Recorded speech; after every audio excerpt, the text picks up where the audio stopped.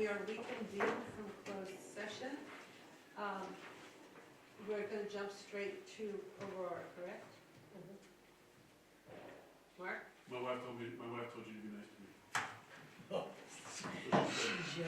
That's what happens because you're recently married.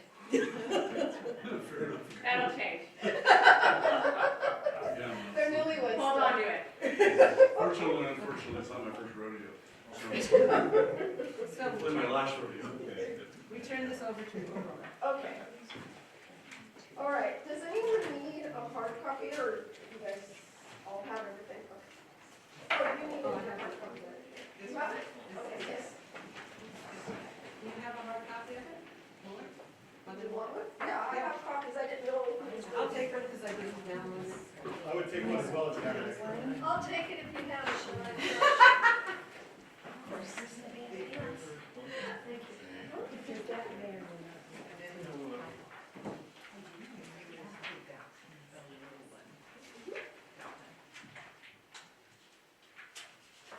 just wasn't sure who was going to be here, and we're going to make sure that. Thank you. The ethnic study. I got preloaded. Yeah, it's missing a couple of little things that she's. Oh, okay.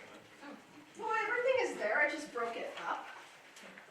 Oh, Yeah, you were those missing, what happened cigarettes. to the packet that I gave you yesterday? This morning? Yesterday? I don't have to do that.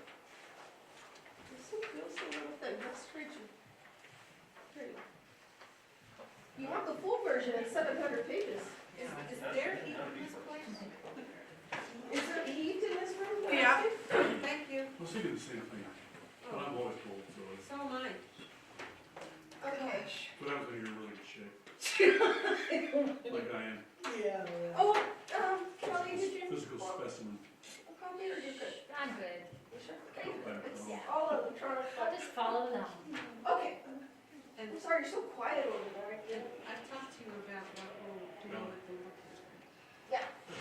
As far as I know. Okay, so, just to get started, ethnic studies. We've been piloting an ethnic studies course. The way it was originally set up by the state has changed from the original version to now there's very specific requirements. And we will go over those right now. This presentation is a snapshot of the key points in the close to 690-something page document that we provided everyone with a link, I think, the last board meeting. If you need another link, if you want to go through the whole document, let me know and I can resend that to you. So essentially it goes over the definition of emphasizing the experiences of people of color within the United States. So, and it also addresses the concept of intersectionality, which was a whole new concept for me in the last couple of years. So, as a brief description of it, for instance, I'm going to use myself as an example. I'm not just a Hispanic woman. I am a product of the foster care system. I grew up in a very abusive home, which also all these different things impact and shape who you become. I was a single parent very early on. My whole life has been a challenge, it feels like. And the reason why I'm in education is because all these things that made me who I am is the reason why I'm here now. Because I want to advocate for those kiddos that didn't have someone speaking for them. I want to be able to take care of all of our kids, whether the ones that are struggling or the ones that are excelling. I want all of them to be able to flourish, to become what for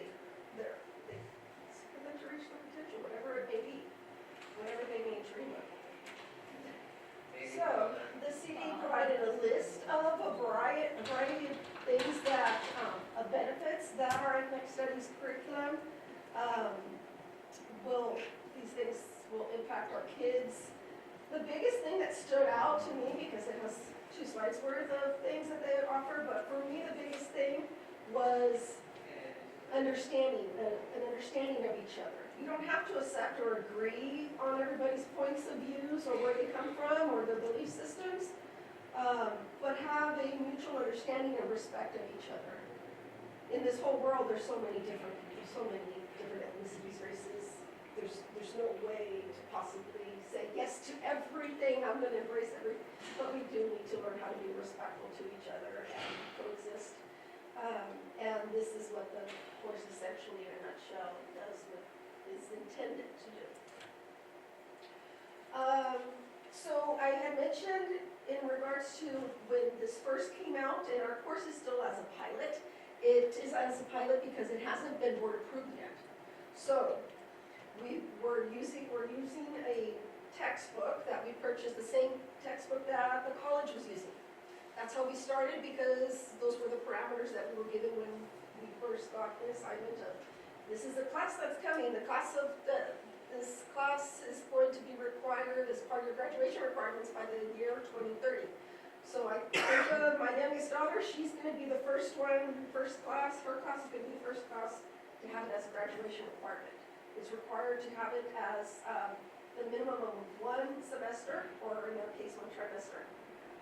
But the big difference that came about last year was that in bold it says that it's imperative that students are exposed to multiple perspectives and taught to think critically and form their own opinions. Is this aimed largely at freshmen? Right now, it's open to everyone. We haven't decided as a district. We're leaning more towards a freshman year because there isn't a social studies course that is assigned to a freshman course, to freshmen. You have world history as a sophomore, U.S. history as a junior, civics and econ as a senior. So it makes sense to, if you're adding a new social studies course, to add it at the beginning. Some schools like to add it as a freshman course to start working on your freshmen that come in trying to prove themselves. You know, that's usually the age. They come in and they're usually a little squirrely. I have a freshman at home. They're usually a little squirrely, or they're trying to explore and navigate, learn how to navigate through the new system. But teaching mutual respect and understanding is huge at this grade level. Well, I'll admit I didn't read everything, but I scanned through the vast majority of this. One of the things I did not see in there was anything that advocates, for example, cultural and academic exchange programs. Is there going to be, can we somewhere include that information so that kids, for example, a freshman comes in and then takes a course like this and wants more, maybe they can become an exchange student to another country. I know our high school does offer information. If you go down the hallway, usually there's information on exchange programs. Right, that's for somebody who's looking for it. Yeah. On the other hand, if it's fed to them in an environment where they actually have to pay attention, it might get a little bit more traction. Yeah, that could be a possibility as well. Willits Unified, the high school used to have a high number of exchange students from all over. Yeah, we did. Like 10 to 12 students. That's awesome. Incredibly valuable. We had 4 my senior year from all over the place. My husband and I hosted a girl from Denmark and then a boy from Mexico. Okay, so, also, prior to this, the social studies class, that was, prior to freshman was geography.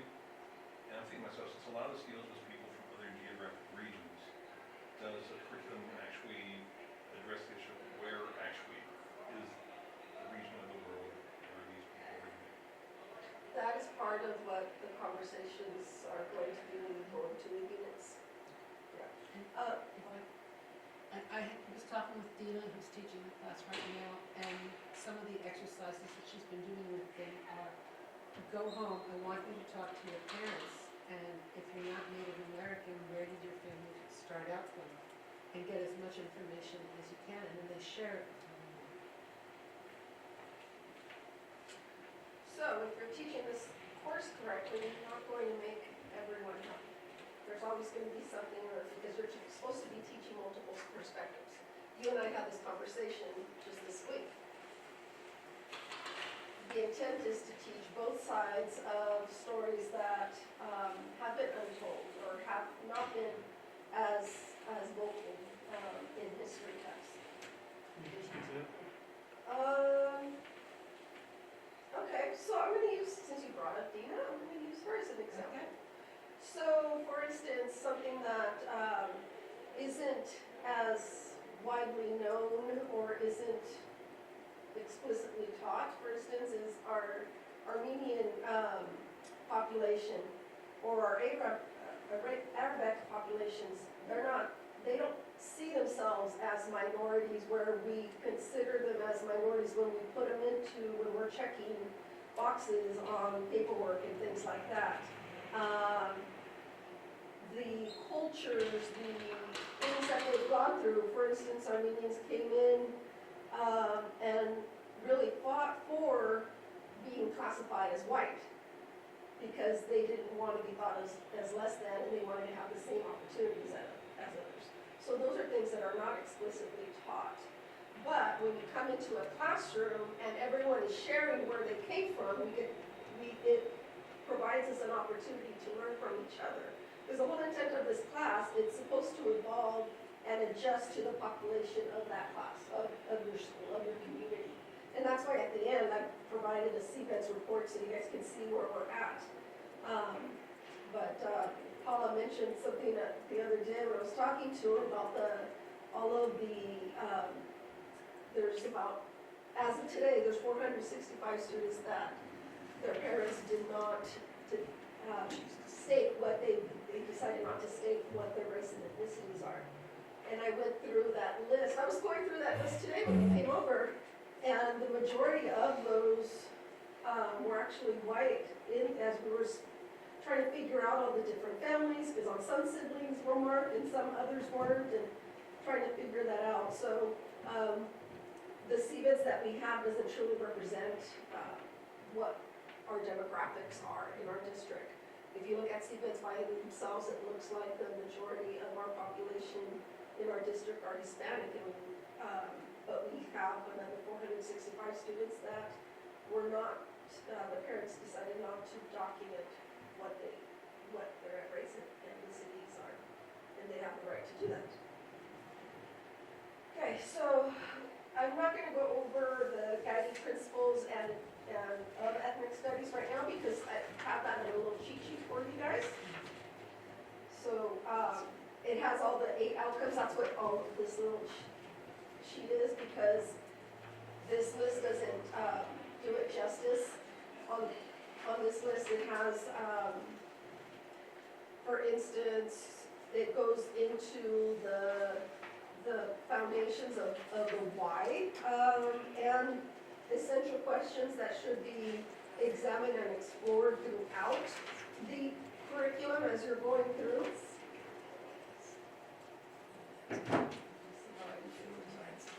Okay. Do you have an extra one? Sure.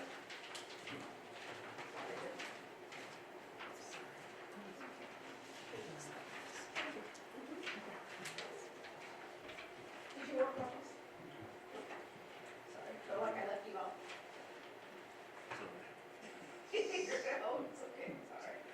All right, so in here, it goes over, for instance, on the guiding out, the first part here on this notes, it gives you information about what I had mentioned. This curriculum is supposed to represent multiple voices. It's supposed to represent multiple authors.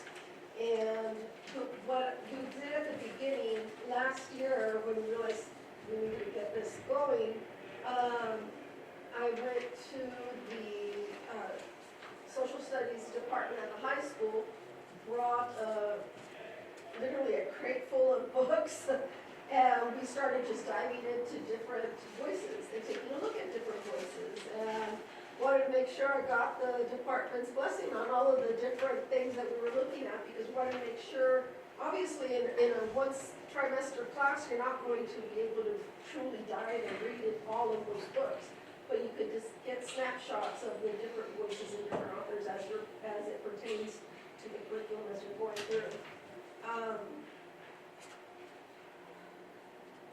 And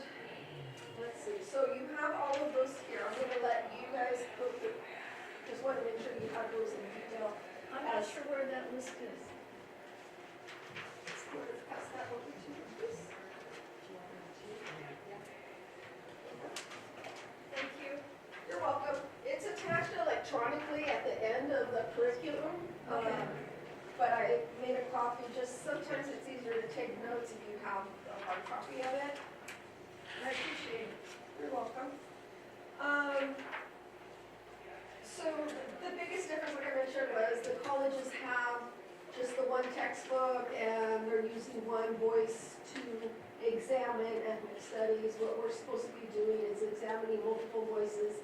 We're supposed to be, have a balance of topics, authors, concepts, with a variety of sources for our students to explore.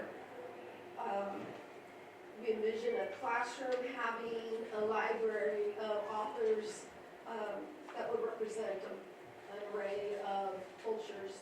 So as I was looking at the CBEDS, I was trying to identify our races and ethnicities that Willits is made up of. So the requirement by the state is to have Native, we have African American students, Hispanic students, Asian, those are the 4 requirements.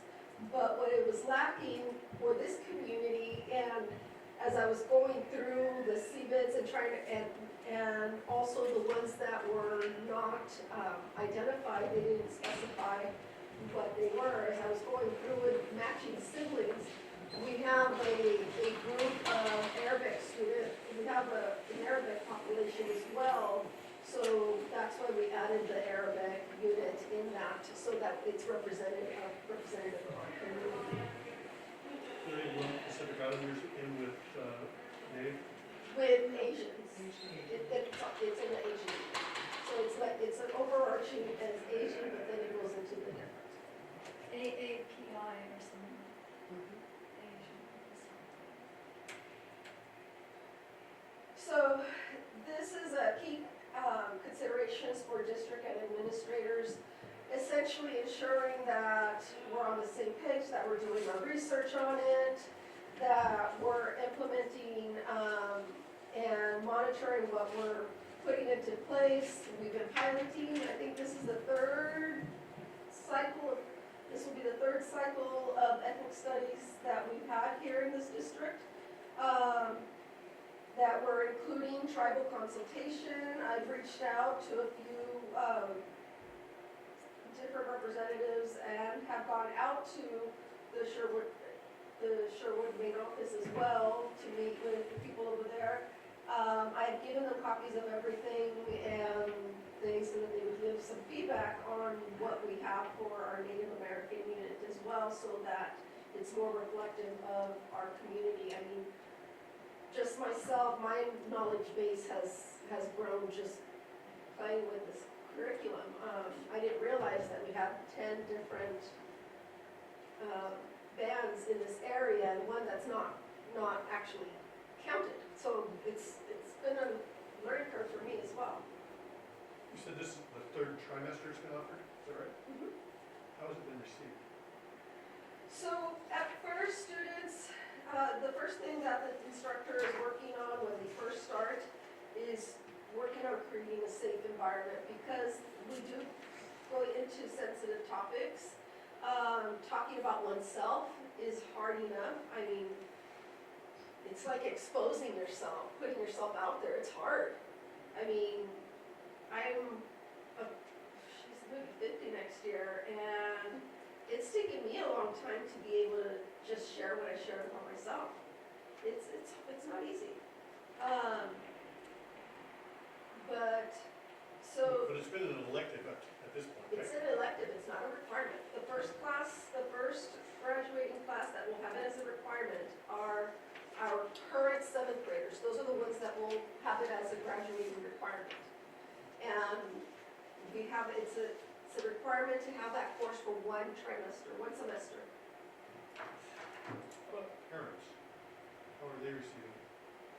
I haven't received, parents are, the ones that I have heard from are excited about the fact that voices are going to be heard.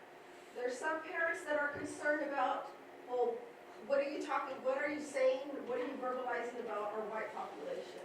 I'm getting concerns about both ends. It's not something that I've invited, as you can see, we don't have people here, but I've invited people to come and be part of this. I Even can parents- see that, because Yeah, most of us, when we think about ethnic studies, we think about the minority, but the white populace is an ethnic group by itself, so it does need Yeah. its fair mention, if you will. Can I say something too? Also with that, for example, people look at me and say I'm white. But in effect, I'm Ukrainian and Russian. And my mother didn't speak English till she was 7, she was first generation here. When I was little, I learned how to cuss in Ukrainian fluently. During the 1900s cusses, so they were pretty silly. But, Dina is first generation. Yeah. Her family went through a lot of being chased from one country to another. And on Facebook, that she uses with her friends, she's known as Zep, because her name's not really Dina. For me, because I have my master's in musicology, it's the study of music as a part of culture. And so we're talking about culture, we're talking about, okay, you all look white, and you have a lot of things in common. At the same time, you all have a lot of differences, and those enrich society. So you have, what are the foods that your family eats? What are the dances that you've learned? The music?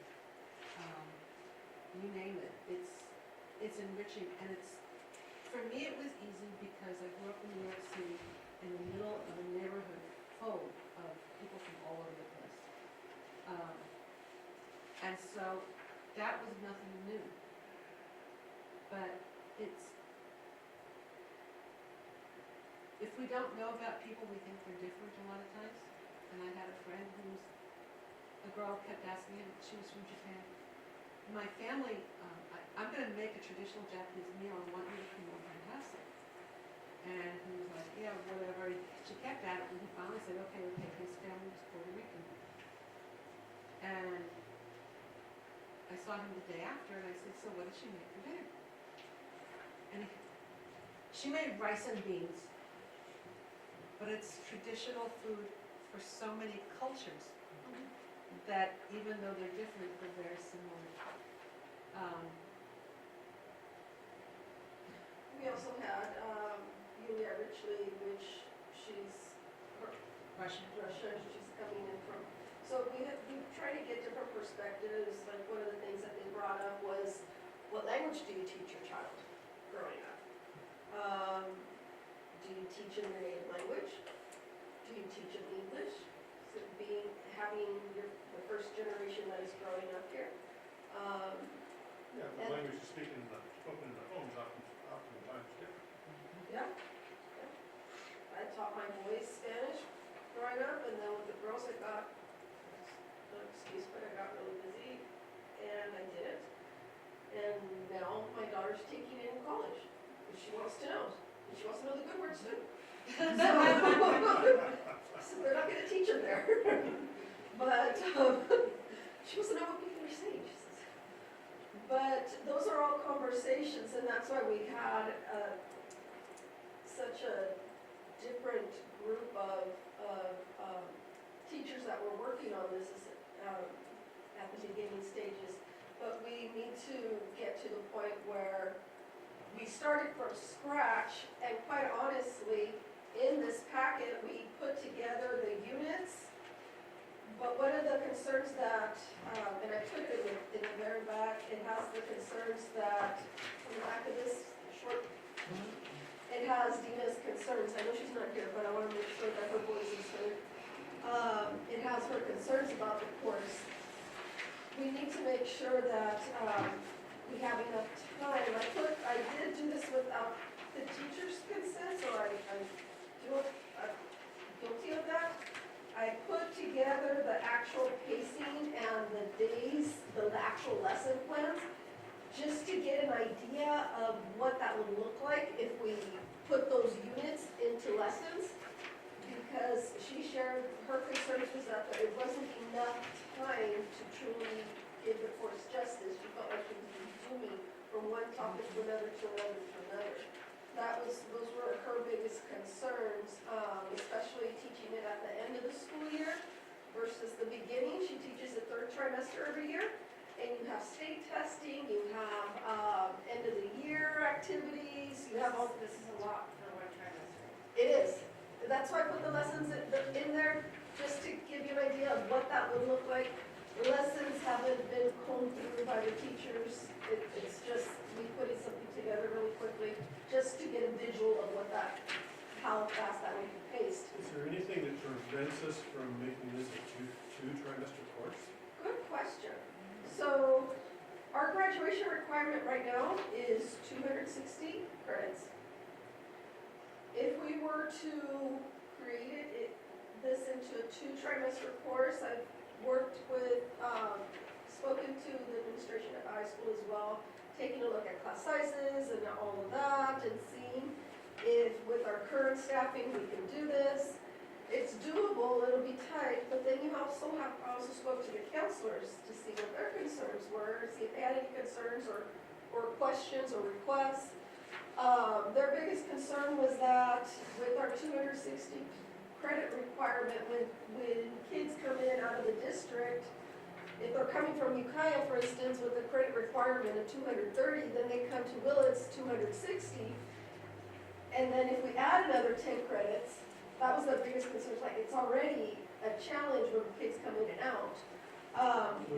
There's still the other option, and I don't know if that fits either, but that's, and make it a block, in other words, the course covers the 2 periods. Yeah. So, That could be an option. Or could you move Yeah, it to another trimester, so that the first or second trimester, the third trimester is problematic? Another thought is that if we could at some point start teaching it in younger grades, so that they start learning it early on, and by the time they get to high school, they won't need more than one semester. And you look at it with, if it's a history thing, parts of it can go into history.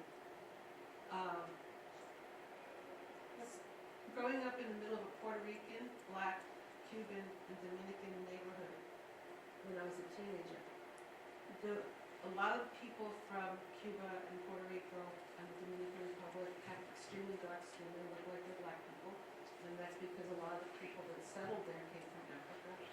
But when they were moved to New York, because the black people were the lowest on the totem pole, pardon that language, because I don't like that word anymore, they were at the bottom of the barrel, basically. They would not learn how to speak English, so that people couldn't mistake them for being white. And there's all kinds of crazy stuff because with it. We're also looking with the little kids, and I've been talking with them all like this, like the kids in pre-K and kindergarten, doing it. I've been working with the gal from the tribe on it, on games. So hopscotch. We have one school that's got like 8 hopscotch boards out in the back of the parking lot. And you do them, instead of using the numerals, you write the numbers, and you write them one in English, one in Spanish, one in Tagalog, which is the main Filipino language, and the other one in Northern Congo. And they learn while they're playing, and not even realizing that they're learning stuff, they're just having fun. it'd be nice if we could find a way to, do justice to the topic, so that kids don't get shortchanged. Whether that's just being more focused on smaller elements or expanding the opportunity, I don't know. So, the answer to some of your questions, some of them are logistical issues, okay? And they deal with the nature of being in a trimester system as opposed to being a standard semester system. You're also dealing with the dynamic of, this course typically, I'm sure, is designed at the CD level for a standard-based 16 to 17 week semester-based system, because it's been added 5 or 6 weeks. I'm making that assumption that that's what the CD thinks, because there's not that many trimester systems, more semester-based. This has a definitive feel of a fall-based class, okay, to flow into probably an additional class in the semester-based system, a companion class. Probably wouldn't be another ethics ed, maybe something similar. We used to, as Mr. Williams said, we used to actually teach geography in the 9th grade. It used to be a standard social studies class that we've done a while ago.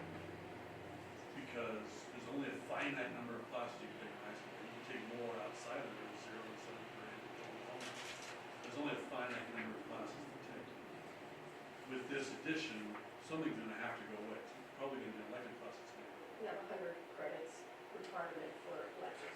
Yeah, so we're gonna dump down to 95. This has a feel, I like your idea of companion class, that would be a scheduling nightmare for a counselor to do that. Predominantly because actually freshman and sophomore schedule is pretty set. There's not that much wiggle room, there's wiggle room in the junior and senior levels, in terms of taking electives, CTE. But in this particular, as Aurora said at the very beginning, this is not gonna please everybody. Something has to go, one way or the other, something's gonna have to not be taken. I don't know if this is gonna be a CTE yet.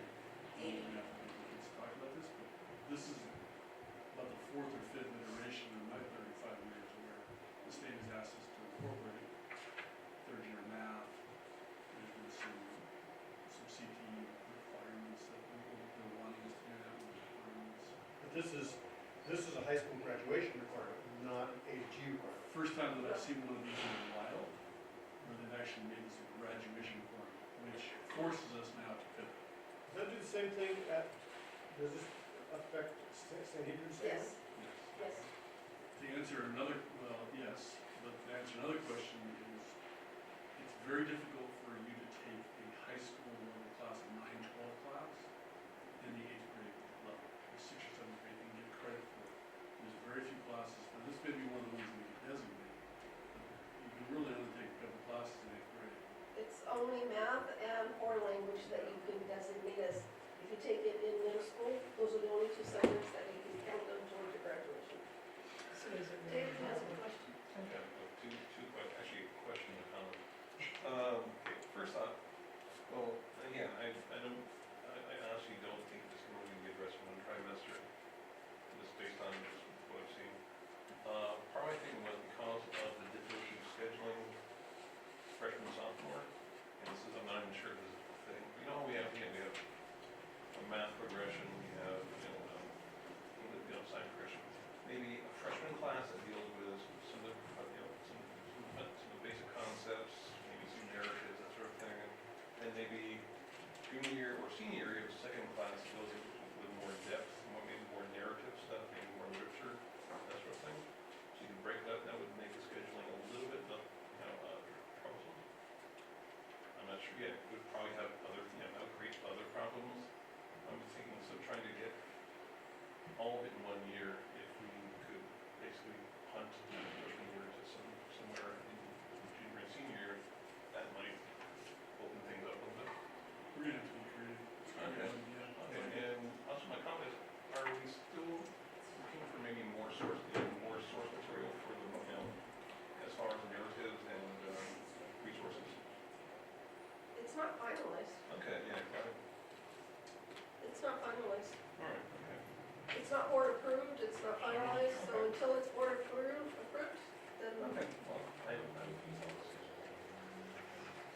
Okay, so the other part as well is, the reason why we're presenting it here is because we want to make sure that everyone is aware of the structure of what is required of the course, and to give the public an opportunity to get that information as well.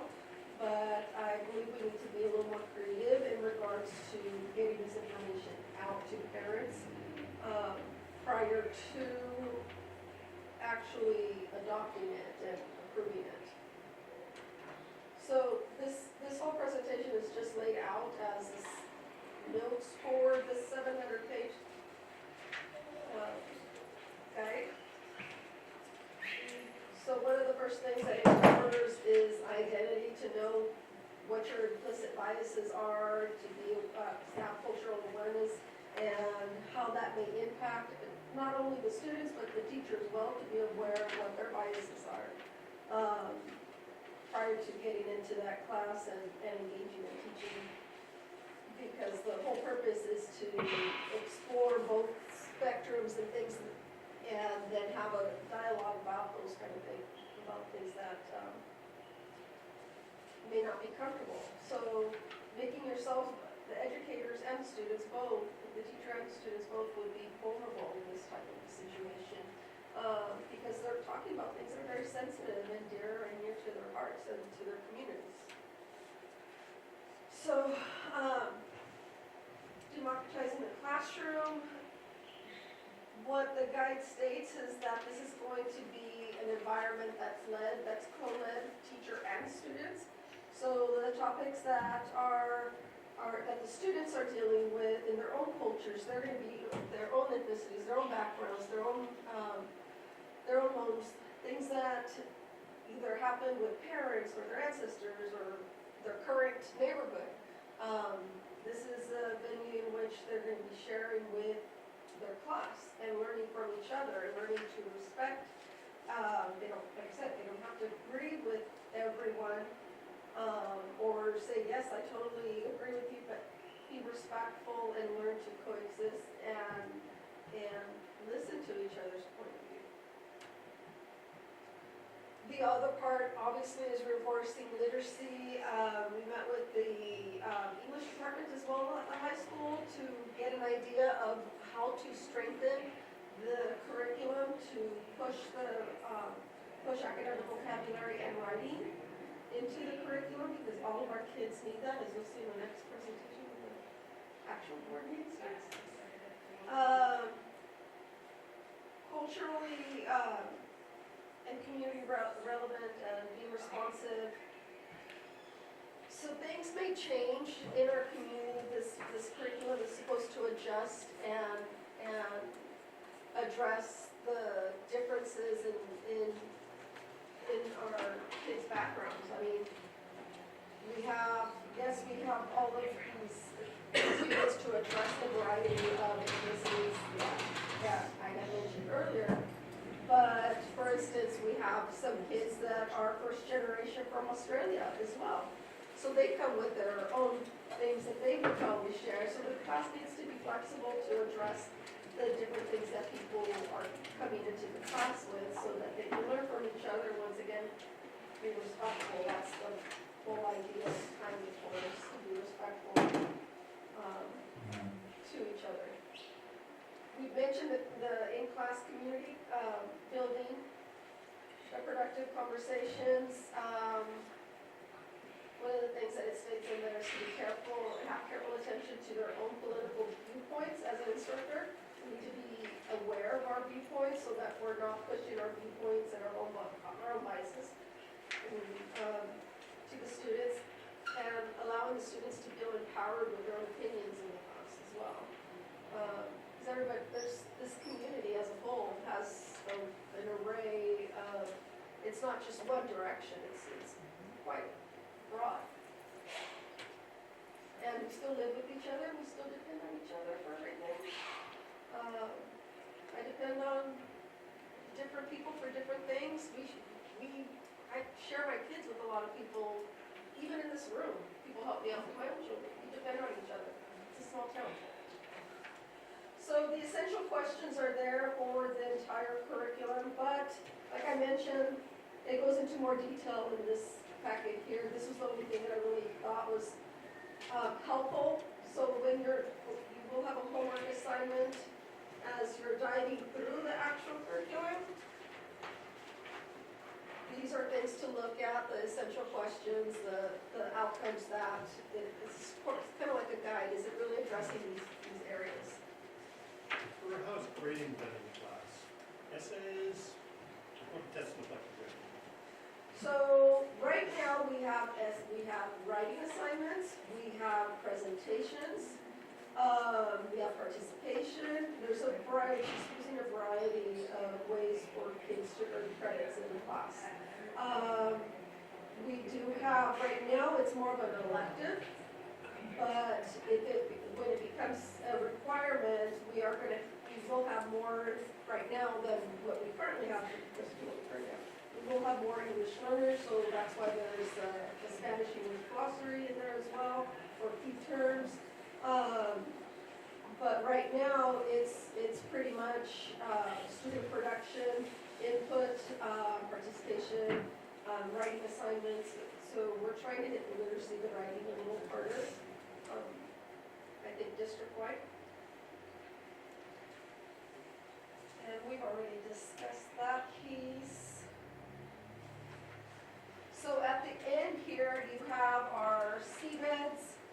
just so that you can compare the last year to this year, see where our data is. The missing, the ones that did not specify, it's up to as of today, it's 465. But like I said, people are able to opt out of completing that section, but just so that you can get an idea of what comprises our district as a whole. So with that said, we're getting close to the end of our time. Would you guys prefer for us to go through, take this home, go through it, and come back and have a discussion about it? Or would you prefer that I have a separate committee, and then when it's finalized, bring it back to you guys? Do you guys want to do it together? Do you want me to do it separately? Personally, I'd like to see it openly discussed together. I think that way we could really understand one another and role model how to be real when you don't agree maybe, or when you do agree, you don't like understand. Well, thank you. So for this last year, we've had bits and pieces of meetings, we've had meetings here and there with teachers, like I said, first generation teachers, immigrant teachers, helping putting this together. But a lot of questions have been coming up about transparency, and we're not trying to hide anything. We just didn't have anything in writing. We haven't given anything, so we put something in writing. And I know that it may look completely different when we're done. I totally get that. This is just to have something to start with. I didn't want us to come together and start from scratch. Well, personally, that's a really good plan. I figure the more that we make it clear that it's coming up and here's your opportunity to be in on the ground floor, we can have a lot of adult participation, or kids, I don't care, but community participation as well.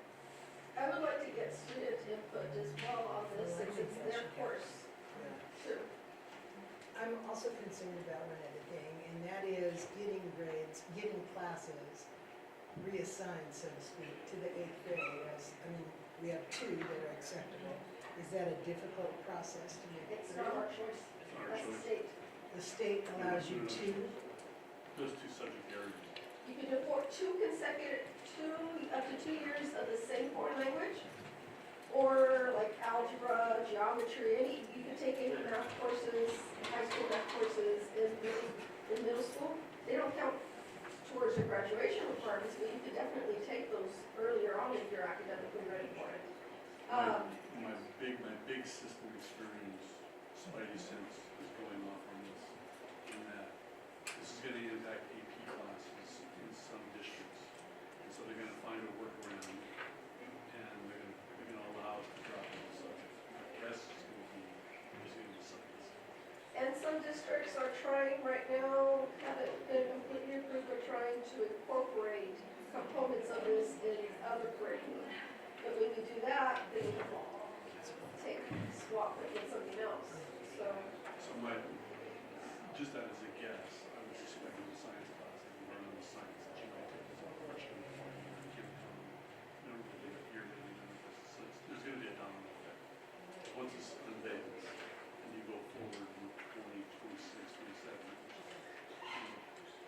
we're gonna need to know probably by January, a year from now, to begin scheduling, and getting on our books.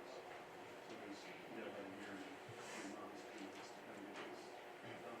And I think probably being patient and slow and getting as much information out there and getting as much information out there is extremely important. yeah, that I'd really like to see, but I'd also really like to see all types of ethnic studies started as very, very young as you possibly can. I'm not particularly impressed with the idea of waiting until the 7th grade. Well, I'm a big fan of target articulation too, and how do we embed that within our system as well? At least 3 12. Like mentally, and how do you embed that within social studies aspects, and that's gonna be driving the connection between your high school people working with your middle school and your elementary folks, and having a continuum of information that's linear, that you're building towards, which is always, Yeah. which frankly, public education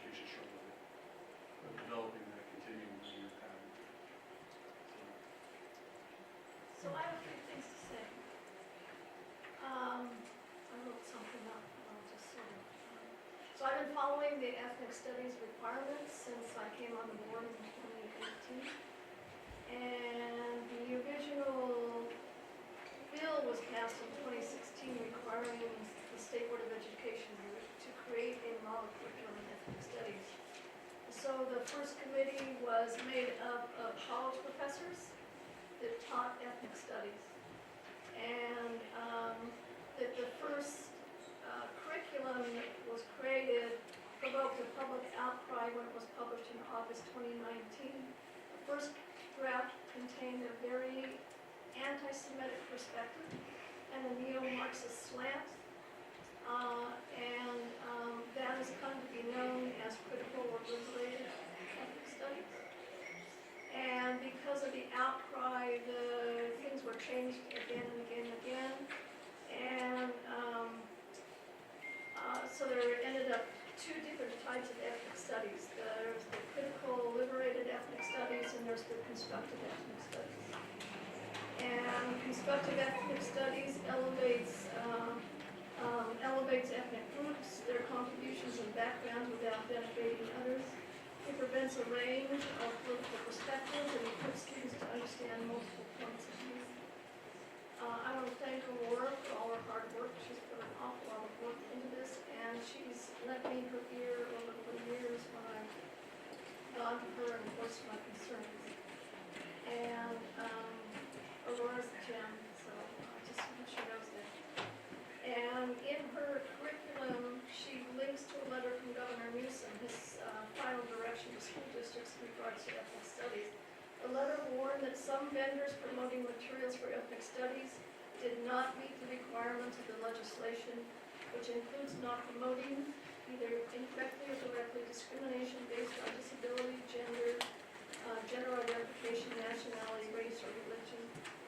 I hope that we don't forget this. I hope we have an ethnic studies curriculum that will be taught that builds mutual respect, self-confidence, awareness, intergroup understanding, and empathy amongst our students. The vocabulary drives me nuts. It's so full of this neo-Marxist intersectionality, directionality, blah, blah, blah, blah, blah. And where we really intersect is we have a common humanity. And I don't want us to forget that. And I know that we had an in-service a couple of years ago in which the whole thing had to do with intersectionality, and there was this checklist, check boxes, how, and what wasn't on there was human, and that's where we really intersect. So Thank you so much, Jean. that's my take from it. Okay. We're going to take a 10-minute break, and then we're going to reconvene for open session. Thank you. Okay, we're calling the meeting back to order. Go for it. Diane, would you lead us in the flag salute, please?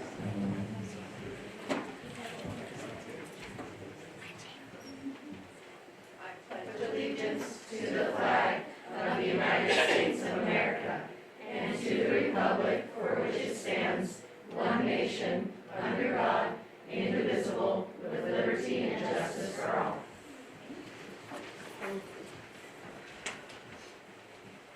Mr. Beebe, would you like to report out a closed session, please? Board gave information, gave direction, and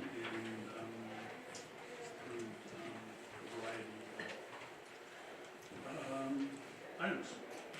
Thank you. No, you're welcome. Next is the informational section. We have to start with students of the month at Blossom Lane Elementary. So this is a really cool thing that we're doing, and I wouldn't say students of the month, we probably want to say more like students of excellence that are going to be recognized by the phenomenal principal of Blossom, Ms. Margaret Duran. Big applause!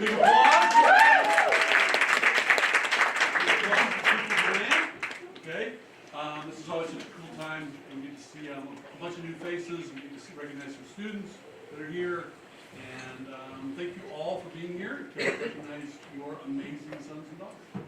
So how it works is Ms. Duran's going to talk about a student, and they're going to come up here, and they're going to stand right over here by me. Okay? By the way, you can clap a little louder.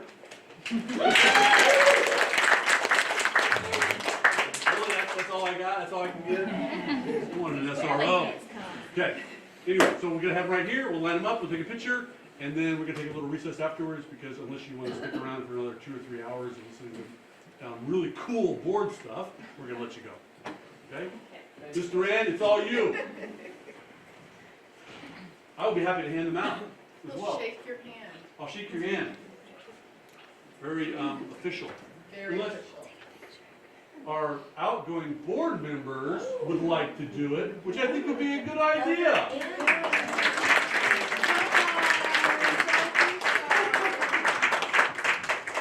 I think that would be a phenomenal idea. There you go. What do you for? I don't know. Recently very little.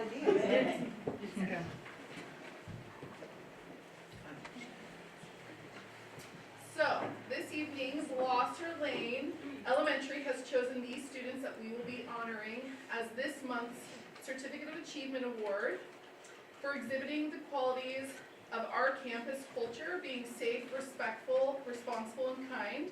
And we would like to start, we're going to start with 3rd grade first. Olivia Sanchez.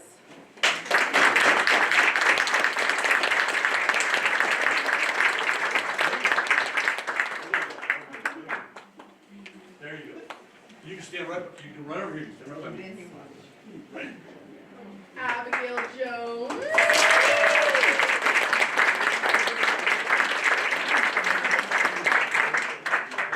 Congratulations. Thank you. Grayson Mann.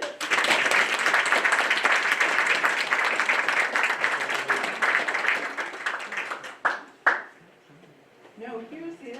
We go. Wait. Hey, Grayson? Yes.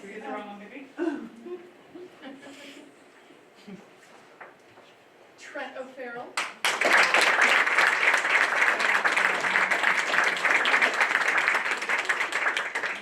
Good job, Trent. And Chloe White.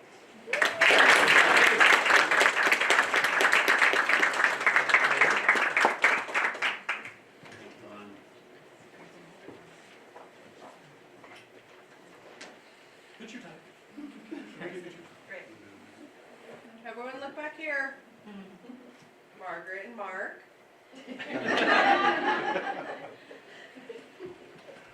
Board members, you're in this photo Oh, so too. smile.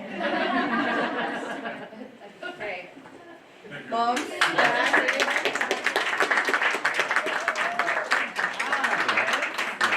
Keep it up. Yeah. Now you can go. Right this way.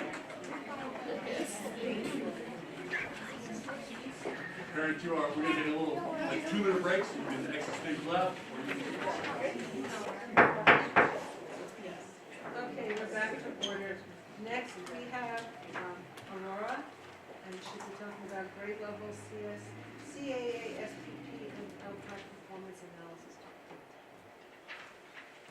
If you want to sound really smart, we just say cast. But I like how you said that, though. That was actually pretty cool. I think everybody would say CAASP before. It's like AARP, the message they get in the mail.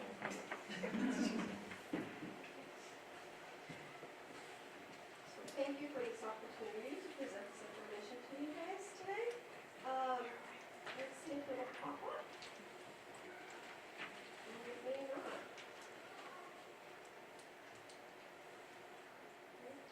Let's read it.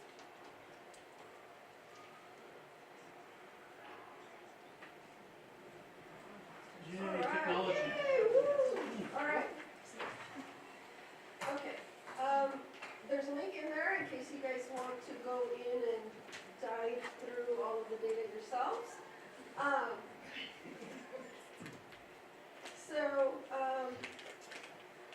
Here are the trends just as visual of our data from 3rd grade on through 12th, or actually through 11th. Our LPAC findings, there is a steady improvement in the mean, so I was looking at, because we didn't have a lot of kids that went up a whole level, didn't move from one band to another, so went in and started diving into the actual scale scores to see what was going on within the scale scores. So there is positive movement within the scale scores, but it wasn't enough to move the kids from one band to another, but they were moving in the positive direction. Just so that this is usually the case, the oral language skills usually outperform the written. There was a significant gap between the language proficiency, in the written language proficiency in the lower grades. And that's to be expected with our littles. But this was what I thought was interesting, because as soon as we go through our CAS data, our ELA and math data, you're gonna find our last 6th graders had a rough time. But when you're looking at their performance in, across all the different domains, across the reading, writing, listening, and speaking, our 6th graders, our EL 6th graders, were pretty strong. And, there was a high oral scores, but lacking in the, written performance. This year we have a little more of an influx of newcomers. There's a combination of newcomers. There's some students that have no formal education in their native country, and then we have some that took a couple years of English in their native country, and have been in school and moved over here at the high school level. So the transition between languages is going to be a lot quicker for that group versus the latter. So for 3rd grade, I broke it down by grade level. So remember, keep in mind that this is last year's 3rd grade class. So as you can see, we have, we need to prioritize our interventions in writing, research, and literacy skills. The actual reading wasn't as big of a need as the writing in ELA. Our kids are, and you'll see when we get to the STAR reading scores, their reading scores are decent, but the writing component is what's bringing them down. The research skills is what's bringing them down in their ELA scores. For math, we need to focus and reinforce basic math concepts and problem-solving skills. And towards the end, I will mention what we're doing to address these things. 4th grade, we need to really implement and target our writing in that grade level. So that means this is our current 5th grade year, and have some early math intervention programs. 5th grade. So I also looked at the data within the CASP and with our LPAC essentially gives you a glimpse, a snapshot of where the kids are currently at, right? But it doesn't show you, if you look at cohort data to see how they've grown over the years, then you can really see, are they going backwards? Do they have just slow growth? What is it what's going on with that? It gives you a better picture of how the kids are doing. So the mean scale score increased from when the kids were in 3rd grade to 5th. You can see it's close to 100 points within scale score. In math, it declined. Now keep in mind the math concepts from primary grades to 5th grade are quite distinct. You start going into order of operations, introducing those concepts in 4th grade, and that's just the introduction of it, and then you start getting it deeper in 5th. As you can tell, we need to address the math comprehension in small group or in tutoring, so we could have more target more of their specific needs, and continue to work on their writing gaps. The trend across all grade level was in writing. That was the biggest need, writing or research skills in ELA. For 6th grade, we need some type of an intensive literacy programs for struggling readers and writers, more personalized math supports as well for the concepts in middle school. Middle school breaks up, as in 6th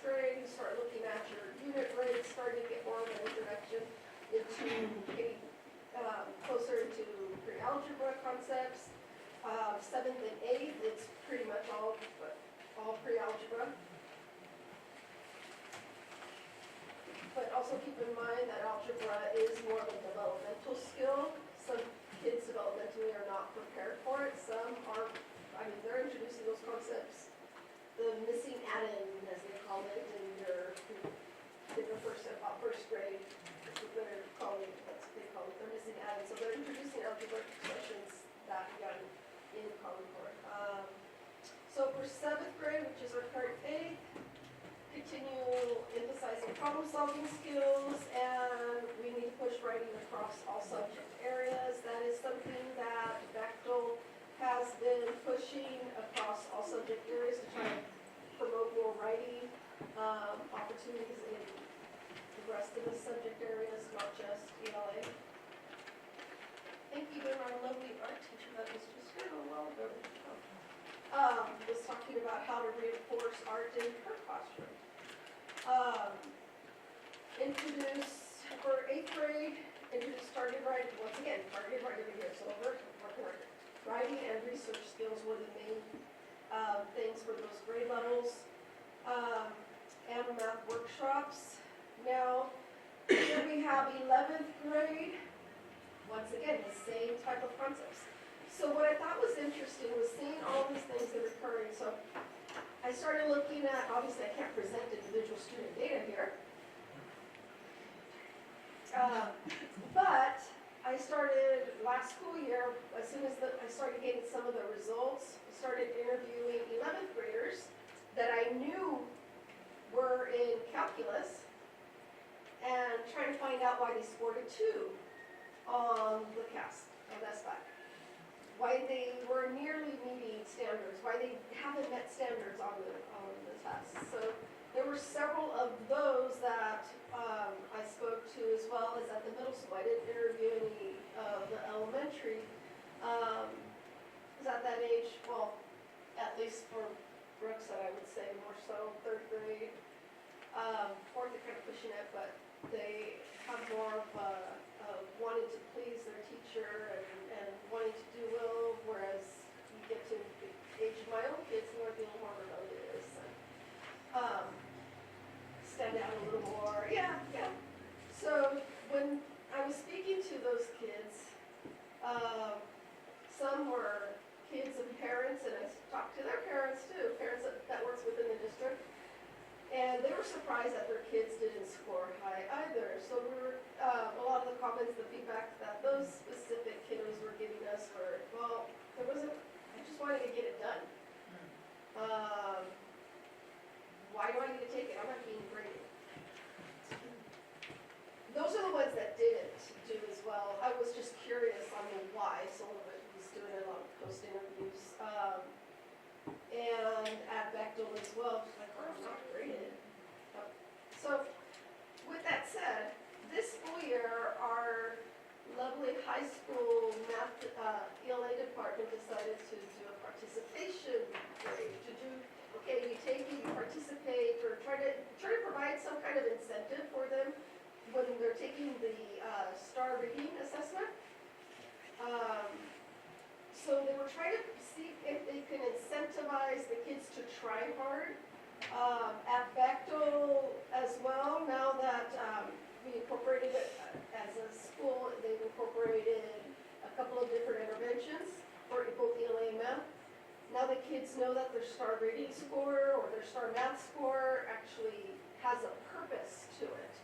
So now the kids are trying harder to see a big difference between their STAR reading and the CAS. So with some incentives put into place, you can see there how many students, right there in the first box is how many students were assessed in the took the STAR reading assessment, and then their proficiency rate, how many students were proficient in ELA based on the assessment. But this was trying to give them an incentive. For instance, they're utilizing for their intervention for math and for ELA, for one of their interventions at Blosser and at Bechtel, they're using Freckle math and Freckle ELA, which essentially when they take their assessment, it actually targets their gaps and works on their gaps with the kids, so that the teacher can focus on grade level content and then they can work on their gaps at the same time. So that's what last year we implemented it at, not fully, but we implemented it at Blosser. Now we have it at Bechtel as well. Blosser also this past summer. Thank you, Blosser teachers. You guys didn't have to do this, but they did. They went through a targeted intervention training this summer on ELA. They went through Scene Stars, which is through Linda Bell. It's a research-based intervention for reading and comprehension. And they gave up a couple of weeks in the summer so everyone, it was teachers and paraprofessionals, all were trained. They have an intervention block time. So their win time, and it's focused on essentially what those specific group of kids needs, and it's going to be a flexible, every 6-8 weeks. I forgot. Where'd she go? She's in the back. Anyway, so periodically they're going to reassess, readjust the groups so that the kids are getting exactly what they need. If they need phonemic awareness, if they need fluency, if they need reading comprehension, writing.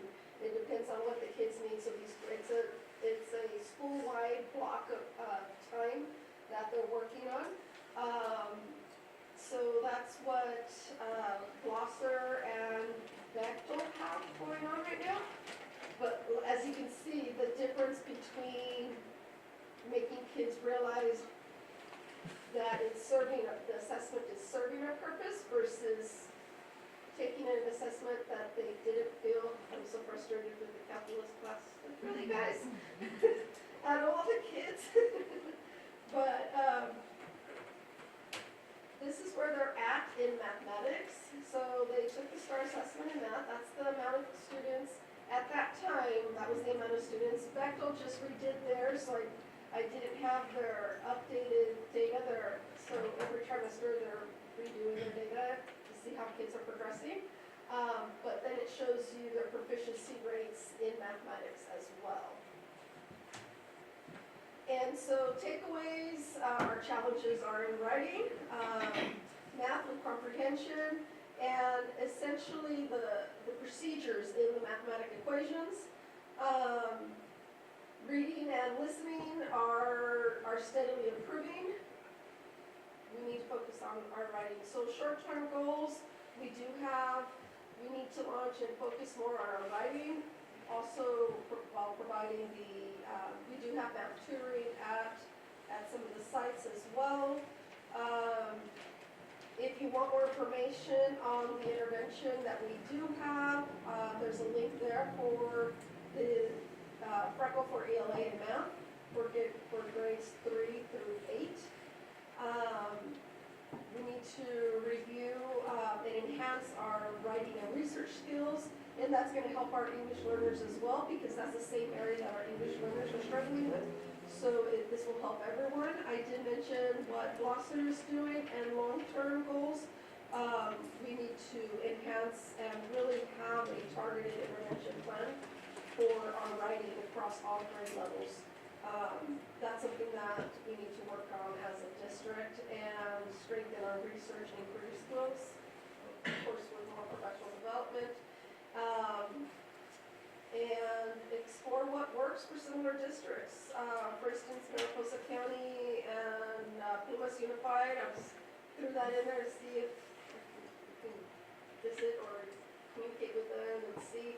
They have similar demographics, the size, and see what's working for them, see if we can learn, or it doesn't help to try and see what others are doing that we're not, if they're doing something different.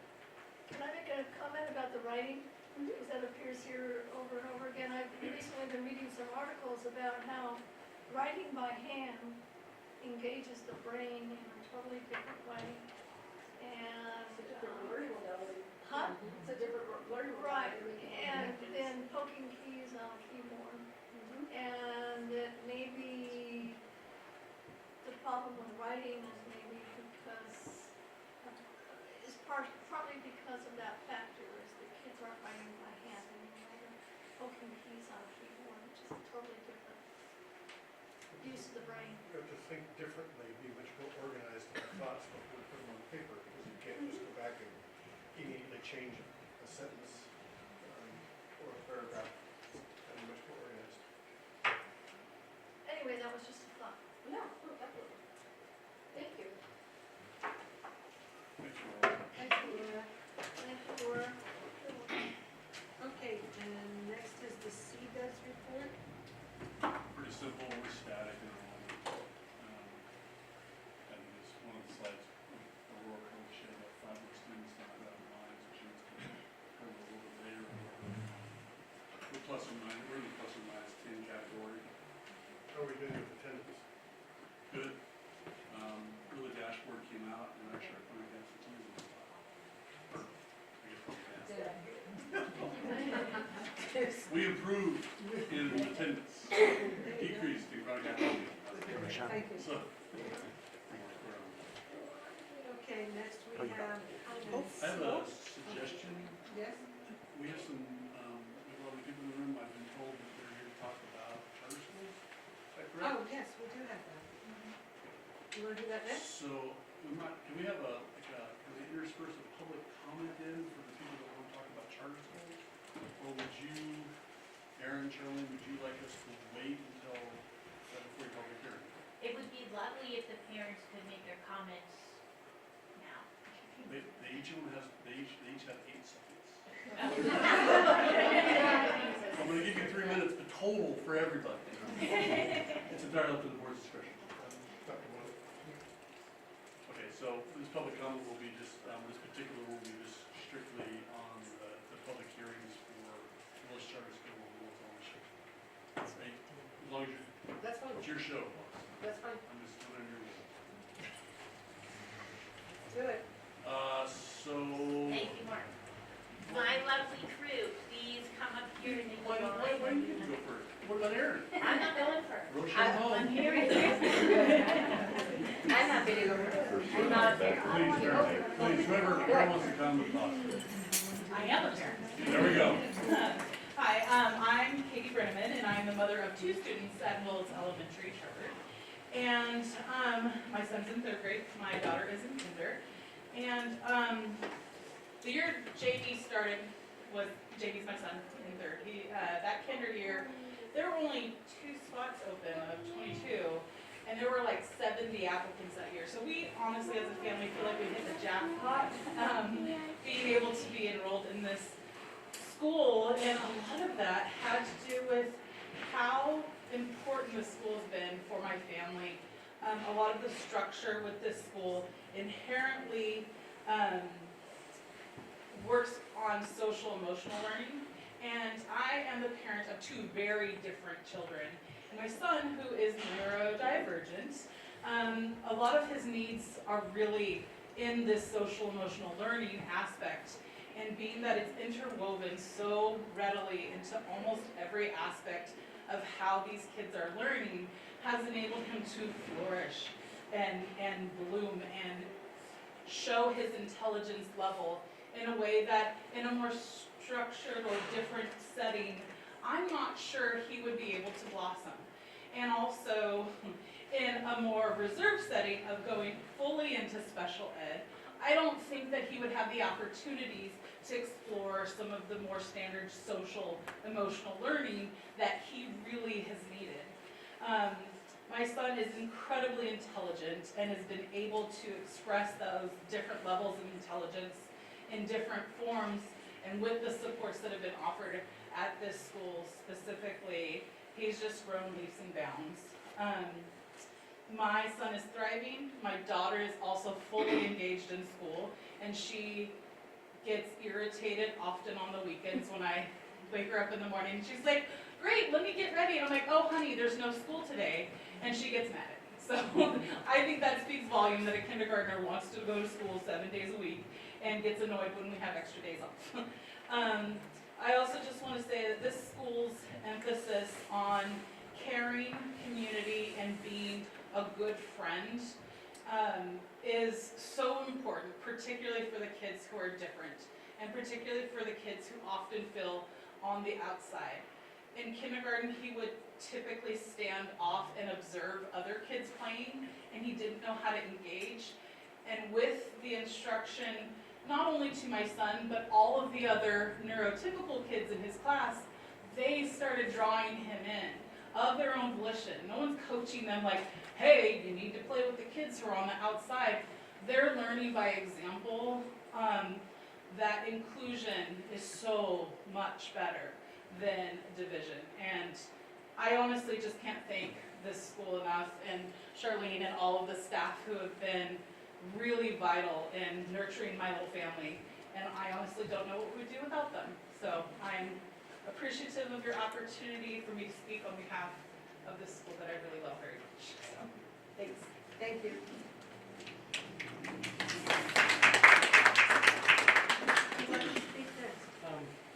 You do have a time limit, so 3 minutes, but it's okay. Unlike people really I'm track. actually pressing my time, so that's why I'm like, I just wanna say, I got 3 kids, 2 of them have already graduated now from Willits Charter School, and one of them's currently in there. One of my kids, I doubt would have thrived well in the standard public high school environment very well. And Willits Charter School was very, I'll just say, they were, the smaller size of it, I think just gave the teachers more space to really get to know the kids individually and to really be able to specifically help them. And then, it's been a really positive experience, and I think all the staff and people that are working through Willits Charter are doing a fantastic job. Thank you.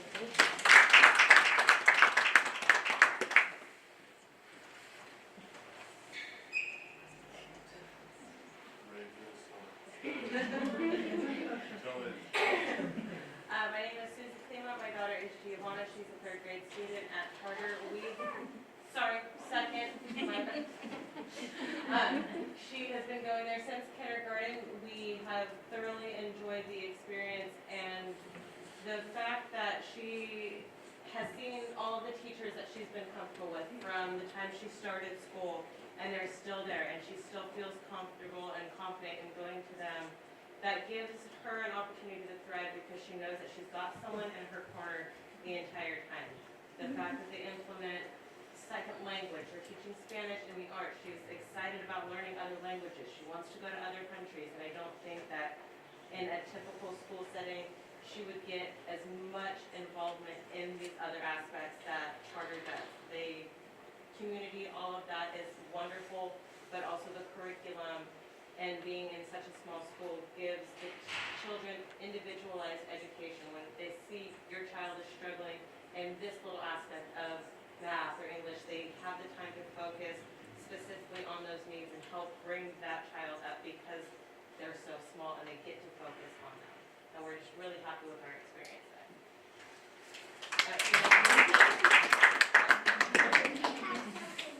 Okay, what do you want to say? Me and green triangles, and me made friends. Good, Julie. Thank you.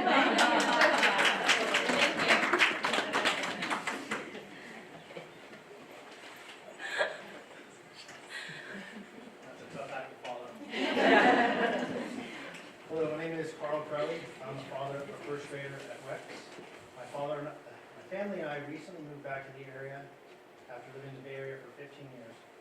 In the decision to move back, what was important to us was regaining a sense of community and providing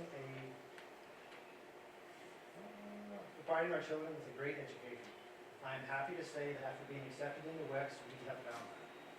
In the mornings, we are greeted by Miss Charlene, the school director. All the teachers and staff know my daughter's name. Provide a friendly, welcoming environment. We are very impressed with the quality of education she is receiving.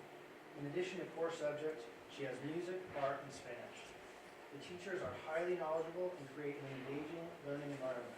They also provide extended learning opportunities for not only the students, but also the parents. They recently hosted a literacy and math night for the parents and offer Saturday Academy for the students. Focus on a variety of topics. My daughter loves attending these. We are so happy with this amazing school, that this amazing school exists within our small community. Thank you.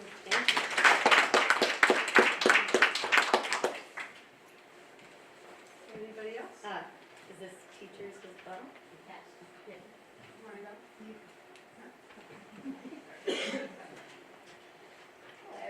Hello, my name is Allison Hughes, and I have a child in one of the charter schools in Willits. Or I have had a child in one of the charter schools in Willits for 9 years, just a blip in the 26 years that WCS has been a part of Willits. Currently, I'm involved with both WEX and WCS as a parent and a Seesaw board president.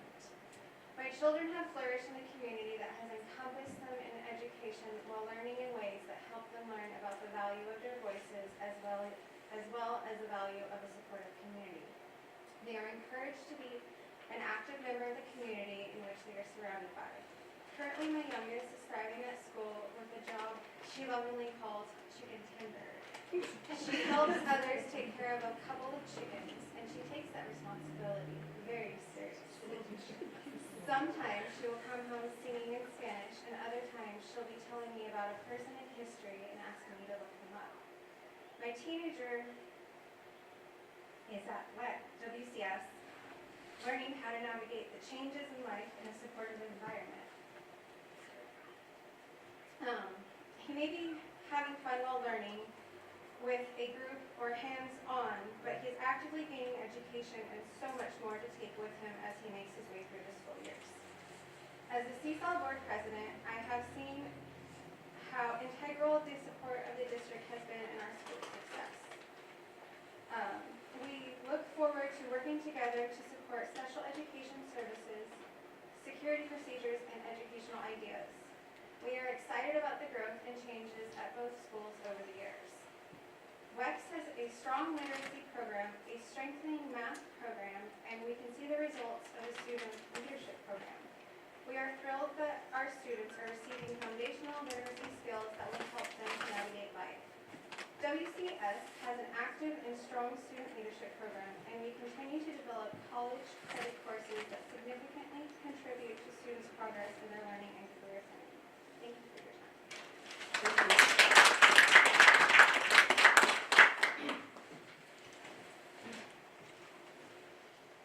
My name is Shannon Gibbs, the creator of the chicken tenders.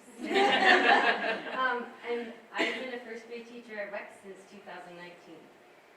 I have experience teaching at rural districts in Mendocino County as well as rural districts in my home state of New York. And I also worked for a number of years in the private sector supporting students and families through as a behavioralist. So I have lots of experience. In all those years working in the public and private sectors of education, I knew the moment I left my job interview that I found something truly special. WEX is a community in the truest sense of the word.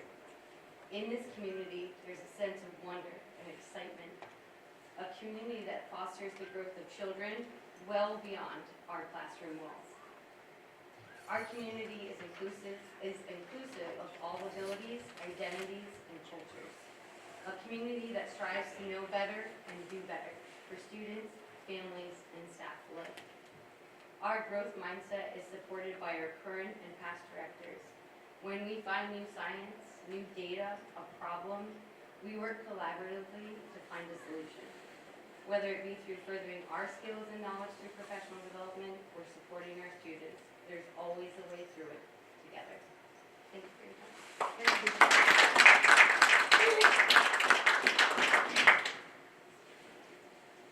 Is there anybody else? Charlie. My name is Santa Ramirez. My son is in 9th grade now. He's been going to charter school since he was in kindergarten. That place has made him enjoy going to school. When there's no school, why do we have 5 days off? Why do we need 5 days off? We need 1 day off. Why do we need holidays? And he has flourished. He's his own little person. I don't know what I'd do without them. In 3rd grade, they told me that he probably would have to go to regular school because he has IEPs, and they told me he couldn't get the hours that he needed. I cried, and I said, no, I'd rather homeschool him than send him to regular school. They worked hard to keep him there and to give him the hours that he needed, and I will forever be grateful. He's in 9th grade. He has storage, and he is doing great, and he's ready to go to college. Like, he wants to be a teacher and come back to teach at little charter or big charter. And Or little time. I know that it just touches me that he adores that place as much as I do.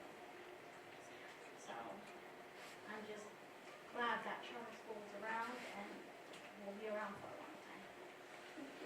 Thank you.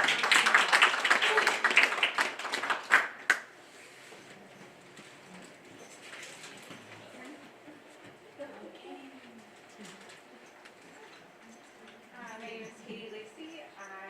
My oldest daughter is a senior this year, and she started as a first-year Wex kinder. So the first year that they opened, she started kindergarten. And she's graduating at Willits Charter School this year, so pretty proud of her. But she was a very quiet kid, and I don't think that she would have really grown much in a larger setting. I think she kind of would have just hidden. This is my youngest. I have 3 other kids that are in the charter schools, Eva's at Wex, and then I have 2 other students at Willits Charter School. The charter schools have really felt more like family than just school to me, so pretty important. Thank you. You love your school? Yeah. Thank you. Yeah, thank you.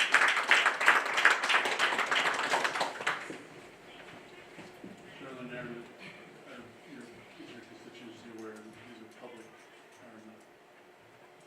they're public hearings, so we're not like approving even the night we're just hearing. I want to make sure everybody knows we're not saying yes or no, we're just hearing. No, we're just giving you evidence of how lovely we are. Okay, I want to make sure everybody's on the same page. Okay, all right, so take like a 30-second break, if you want to stay, you're more than welcome to stay, but if you'd like to go, now would be the opportune time. Yes. Thank you. Thank you. Have fun planning the chicken. Huh? Oh, not Giovanna. Yeah, we're gonna go. Come on, girl, let's go. Huge.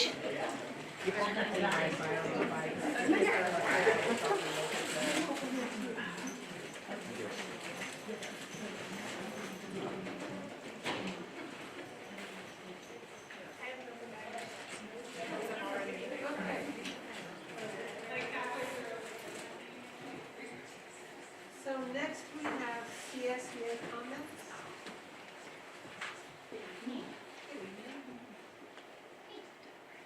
We have made it through the first trimester of the school year, which is wonderful. We're now settling into the second trimester. The rainy weather has been keeping our staff busy across the board, from our maintenance and grounds departments to our very brave staff that covers the indoor recess at the elementary school. We have hired new campus supervisors and instructional aides. We have also welcomed a new groundskeeper, and I'm very proud to say that our classified staff is fully staffed. So it is all covered, which is wonderful. Our sites have reported that this year has been running very smoothly.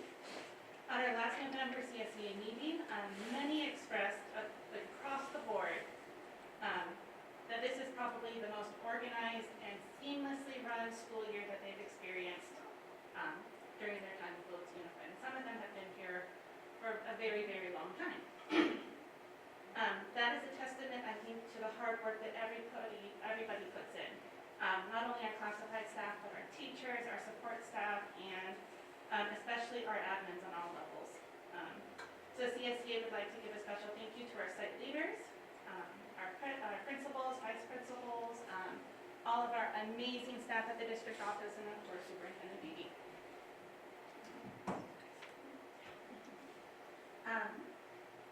We are looking forward, of course, to the holiday season and the many joys that brings to our students. We are constantly trying to grow in our union a sense of community. So at our next meeting in December, we're going to hold a potluck and a white elephant gift exchange. And that is all I have to report tonight. Thank you so much. Thank you. WTA.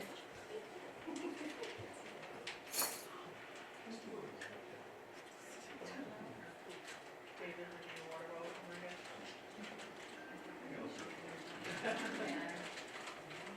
Thank you. My name is Brian Bowles. I'm the WTA president. I'll speak really quick to all the parents and teachers that came through earlier and donating their time to this giant bulb of education. It takes all kinds here, and charter, of course, is part of that. The WTA president in me also says that all the things that were said tonight from the Willits charter, I could repeat every single one of them occur in our own public school system. So I'd like to ditto that from all of our members. All those things happen. They know all the kids' names. They do all of the exciting things that are also occurring in charter. They have sometimes more obstacles to overcome, both financially and with resources and with sped help.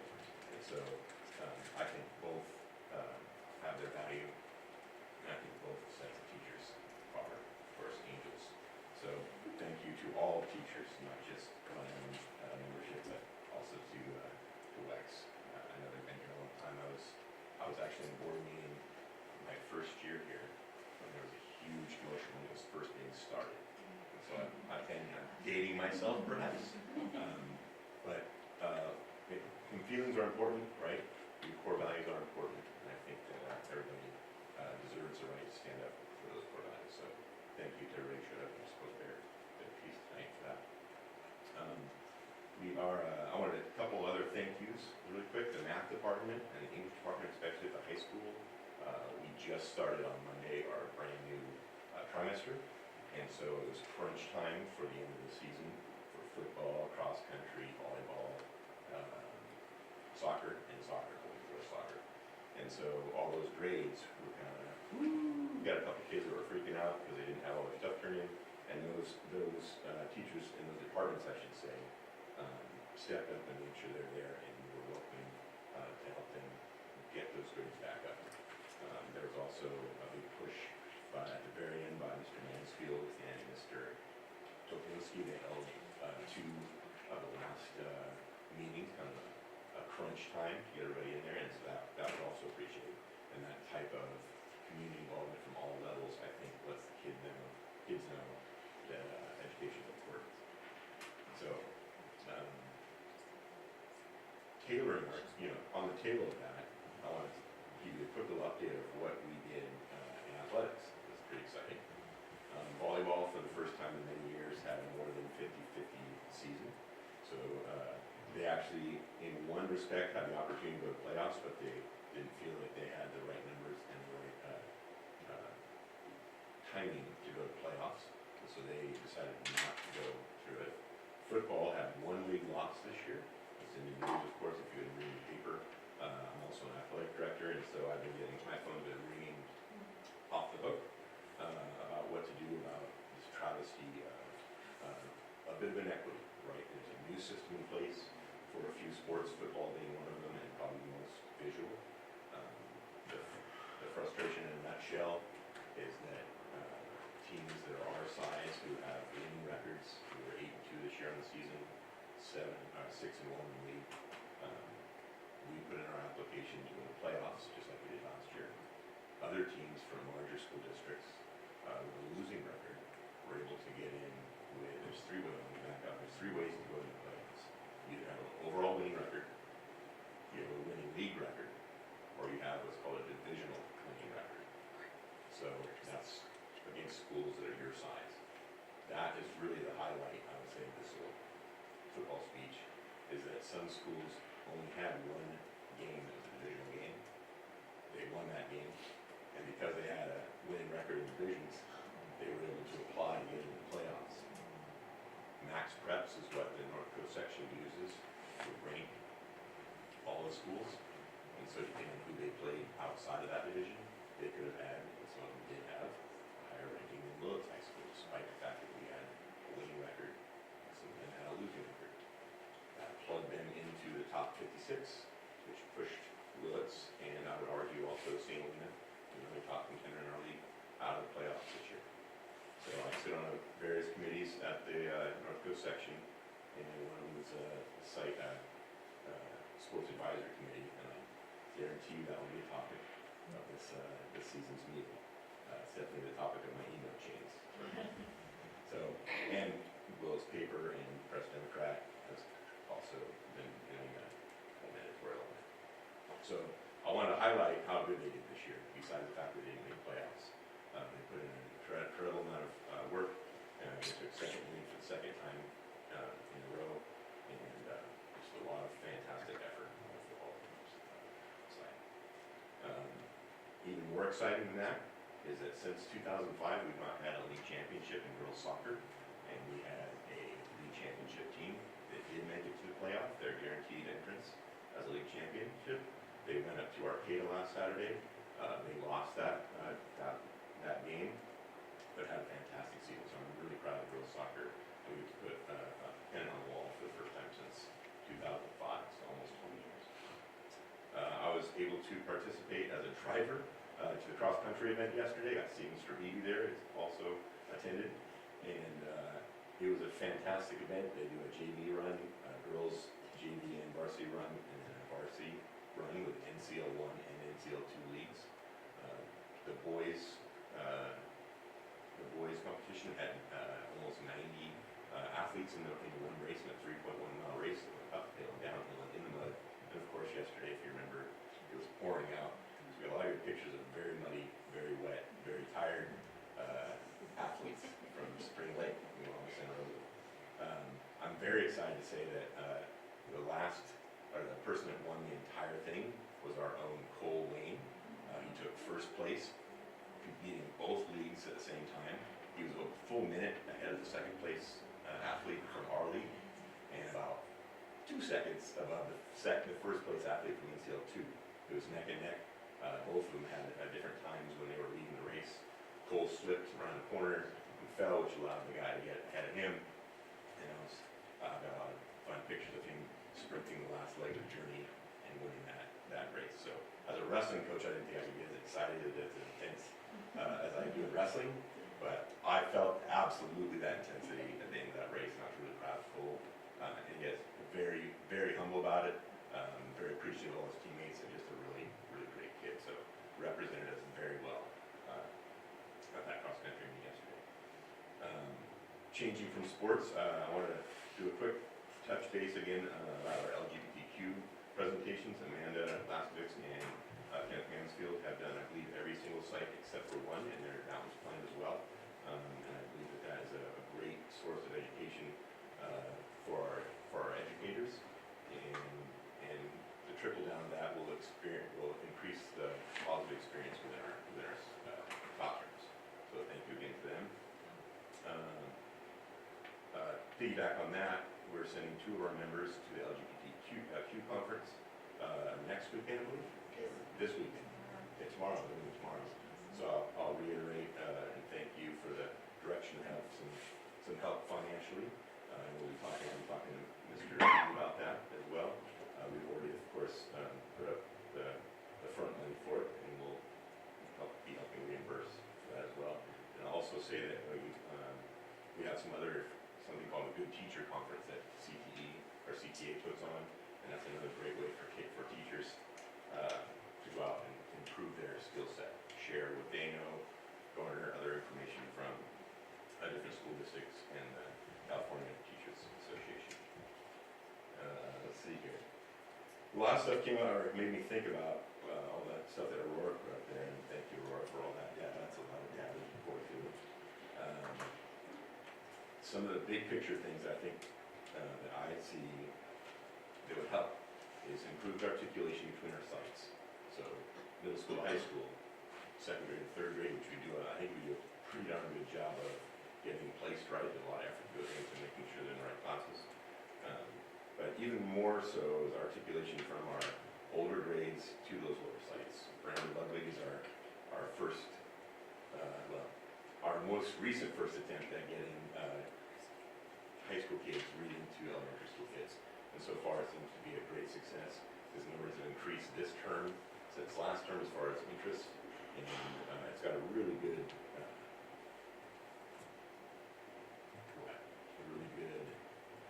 variation in the type of students that are there reading kids.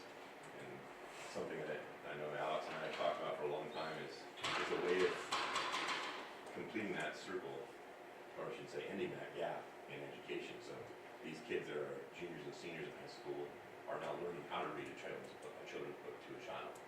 And it's before they have children. And in the next few years, they will have children. And they may have never been read to. And so now they know how to do it. Their kids will enter our school system, whether it's Willits or the public, and have a better understanding of what a book is and how to use it.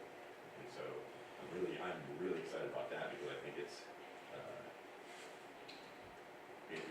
education. It's how you get people to appreciate learning. I'm going to talk about that in a little bit. But so articulation I think is important. Boundaries I think are important. And I see it every day as a coach. I see it as a woodshop teacher. I see it as, I used to see it as a science teacher when I used to teach science. You have to have boundaries because kids flourish with boundaries. It doesn't mean you have to put them in a box, but it means they need to know where the line is and an explanation of why the line is there and what happens when you cross it and what happens and what you can do when you stay within it in the big picture. So again, when you're not screwing around on your phone doing all these different things, you're able to learn, and more importantly, sometimes your neighbor is able to learn. Right? They're not sidetracked by whatever's going on in their phone or their iPad or Chromebook, whatever it is. So another huge one for me as a parent is high expectations. Right? You don't need to beat people up over those expectations, but let them know that they're there and reiterate them. And I think we can all improve on that, all of us. And then probably the most important one to me is the ability to fail, be allowed to fail.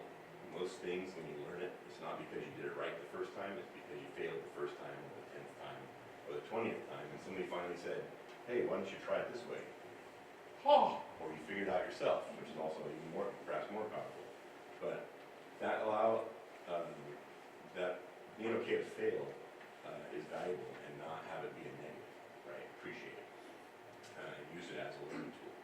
So to me, that's the backbone of science, which leads me into, of course, pushing more science at a younger age. When you looked at that data that were put up there, it was a huge chunk of it was not being able to understand and articulate and then reason. Science is reason. Using science is reasoning. And it can be as simple as what will happen when you put the baking soda and the vinegar together, right, in kindergarten, first grade, right? If they don't, never seen it before, they don't know, and now you're a magician, right? You're a magician for everybody, and then now all of a sudden they're going to pay attention to you and what you're going to say, because you're going to explain it, why it works. And you get somebody else, what if you put more of this, and, right? You guys all get it? That's education. That's what I see as education, and that's where why people want to come to school. What is Mr. Bowles, what is Paula going to do, what is whoever going to do next tomorrow, right? Is it going to be science, is it going to be a new weird jumping jack, is it some weird dance move, whatever it is that gets them talking at the dinner table is what brings them back to school. Which brings me to another thing that I think that we could improve on as a district, and I'm interested in helping with, and that is education of parents. Parents need, and we've started that, I think, well, at least at the high school and middle school, we've started our process of educating about ARIES, which is our grading program, and Canvas, right? They're in a way interchangeable. One talks to the other, and you're able to get the information out. But very few of our parents are actually utilizing. So rather than the click on the button or whatever, it's going to take some actual education.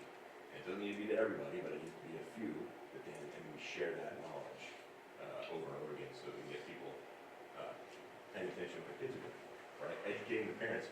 when is an appropriate time to check in on your kids' grades? Is it the first day? No. Is it the last day?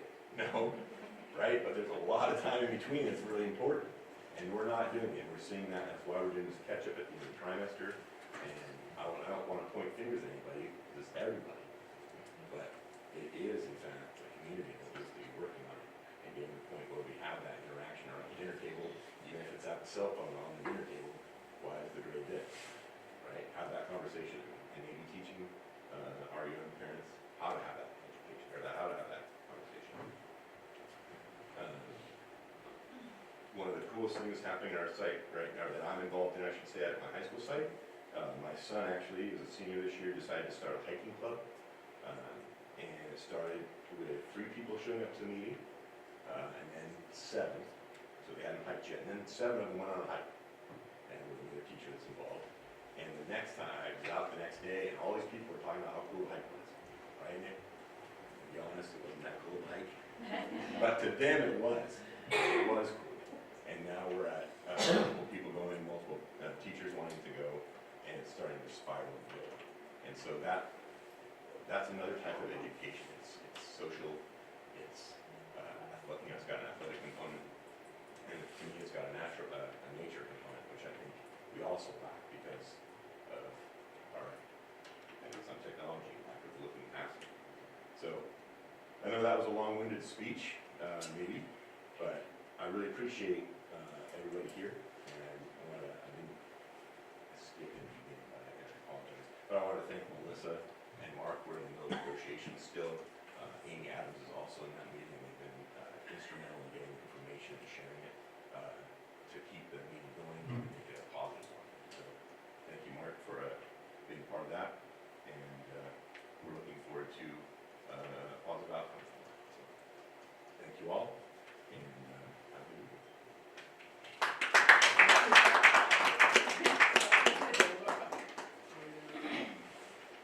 Okay, Mr. Beebe.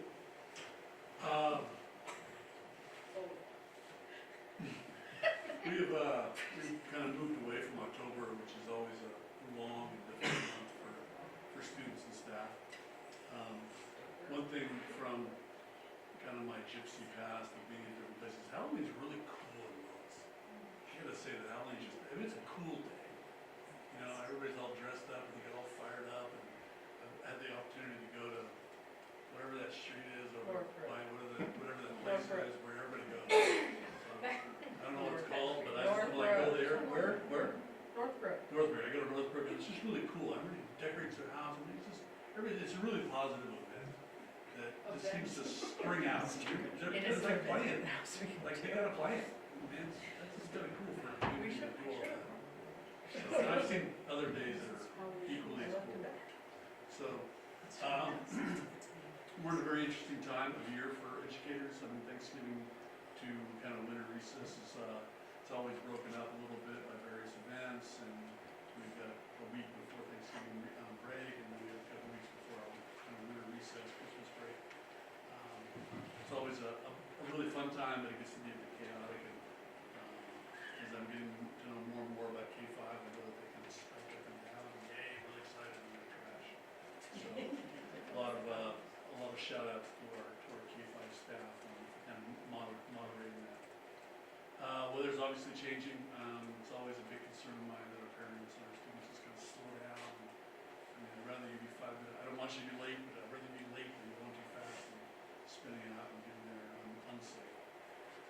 Continue to work on our facilities. I am just kind of bound and determined to very prudently and patiently kind of continue on with trying to make our sites as safe as possible, get them heated, just continue to work on places that need it. Making a dent. I wouldn't say we haven't solved the bigger pictures yet, but we're making a dent, and I'm happy with the dent that we're making. So sooner or later, the dent will be bigger, and we'll have it all hopefully fixed. Reiterate what Brian was talking about with athletics. Big shout out to our fall athletics, not only at the high school but also at the middle school as well. It's always sad when the season comes to an end, but in true kind of school fashion, their season starts, and there's a whole new slew of athletics that are starting right now. And we have basketball starting I think tomorrow, and I don't know when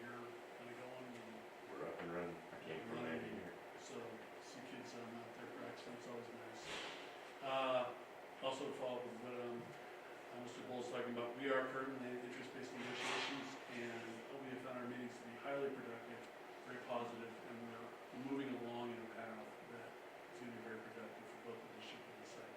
Just as a side note, thank you for Michelle for being in there as Yes, well. thank you. Sorry, Michelle, absolutely. No, I'm pretty sure I just realized that there was another person in the room. I sent out a survey last week. Well, I didn't actually send it out. I made the survey and had other people send it out. And after a bit of a lot of technological struggle, it's out there. And we got it out to students, staff, and parents on cell phones. It's been up for a week. We're heard about 60 responses from staff, about 40 from parents, and about 8 from kids. So I'm going to let it run all the way through Thanksgiving, and I'll be able to report back to you on the 10th. Pretty solid data so far, so I'll be able to put that out. And it also there's a section for suggestions as well. So I'll be able to give you some pretty hardcore data.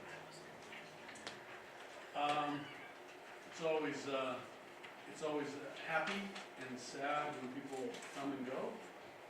And I want to congratulate, in terms of being civil servants, to Diane McNeil and to Mr. Alex Bowles. I think it's important to recognize the commitment that this takes. Yeah, it's one night a week or one night a month, but at the end of the day, it's a lot more than that. And it's stepping up, and it's showing up, and it's leading. And those are extremely crucial things in any system, especially when you do it from a positive-based manner. You listen, and you have to make hard decisions. And in my third year here, I very much appreciate serving with you. And Alex, you've been on the board for 16 years. And so that means that our current sophomores, they were kindergartners when you started. So it's an impressive run. I know that everything's not finalized yet, but I know our two board members are in the building. And I don't really want to say congratulations yet until it's like completely final, but you know, as it kind of goes. And I want to say the same thing to you. Thank you for stepping forward and being part of a civic-minded effort.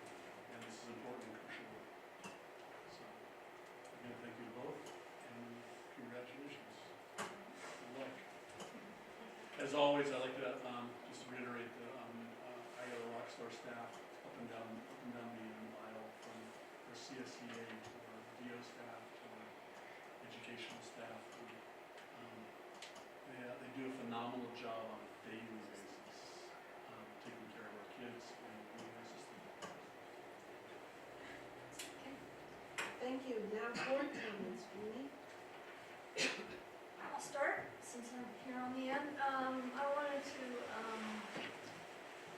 welcome Kathleen Kaufman back and say how much she was missed.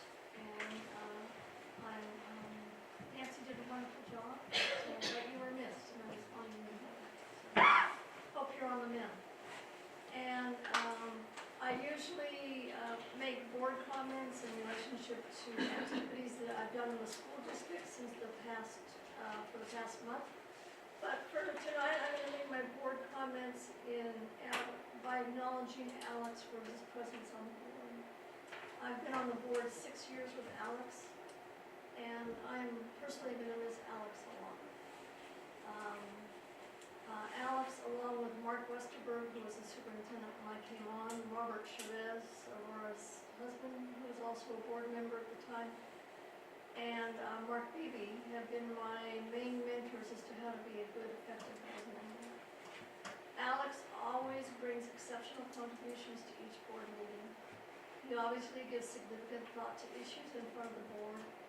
He doesn't take a vote lightly, not ever, that I've been on the board with him, and shows by his presence and attitude the importance of earnestly casting his vote for the betterment of children who attend Willits Unified School District. Alex said a few meetings ago that he would still show up at board meetings on the occasion when he feels he has something important to communicate to the board. I hope he does, and that he holds us to a higher standard. So I'm going to miss Alex very much. And I also wish Diane the best as she finds her way forward to her next involvement in some sort of civic affair. So. Thank you. Alex. Yeah, after after 16 years, this is my final meeting, unless you guys will have some special meeting between now and Newport takes its seat. We have all kinds of workshops if you want. I started out today's meeting with, I think we approved the agenda, and I asked for I made a motion to adjourn. But to the new board members that are going to take our seats, I'd like to tell you that when I started this, I'm not an educator, I'm a fireman. And so coming to sit on the board, I had to learn a new language. This industry is very different from what I anticipated. I originally got on the board largely because I wanted to help with the bond issues that were troubling the board back then. And as we worked our way through that, I found myself in deep water with a very limited understanding of all these abbreviated things that make up the language of the school districts, if you will. So there was a big learning curve to start out with, and so I was very uncomfortable making decisions initially because, quite frankly, I didn't know what I was doing. So I would argue that you need to take the time to immerse yourselves to learn how the system works. There's a lot more to it than meets the eye. Your fellow board members and the superintendent can help guide you to learn how the system works. I would argue that's probably one of the biggest elements. With respect to the things that I hold really, really important, especially, and these things have changed, of course, over the years, but I would argue that I hope that the board continues to push forward with a focus on literacy for our kids, especially that K-5 group, because that foundational education is what will make them successful all the way through the rest of their educational careers, and even through life. Without that education in literacy, nothing else really falls into place. You know, lots of people want to talk about math in conjunction with it, and I agree that that's very important. But the literacy is the key even to the math component, in my opinion. And there's a lot of evidence that bears that out. I want to say thank you very, very much to Kathleen Crossman and her group that put together the literacy program that we currently have in play. I did none of it other than push for it. And I would like to thank the board that was here at the time, as well as the board that's here right now, for continuing to keep a focus, keep the district focused on that. We started this program just over 4 years ago, just as COVID hit. So unfortunately, our efforts did not see a lot of early gains. But I think that with a number of the programs that have been in place now for a little over a year to 2 years now, plus others that are coming online, for example, the tutoring program that we have utilizing high school students to read to the younger kids, those things are all going to have slowly but surely an impact. The other thing that's really important to me is the safety and security of our staff and our students on our sites. Our sites are not designed to be safe in every respect from every kind of threat that's out there. We all know what those are. I hope that the current board, the incoming board, and superintendent, and those that are come after, continue with a focus towards helping to improve the security and safety on our sites, so that all of you, that when you come to work, you can feel secure, feel safe, and not have to have that nagging feeling in the back of your mind, what do I do when whatever this thing happens comes down across something bad comes on your campus. And I really hope that never ever occurs. With that, I want to say thank you to all of you as well as the community for electing me and allowing me to work on your behalf for the betterment of our schools and for our kids. Thank you very much.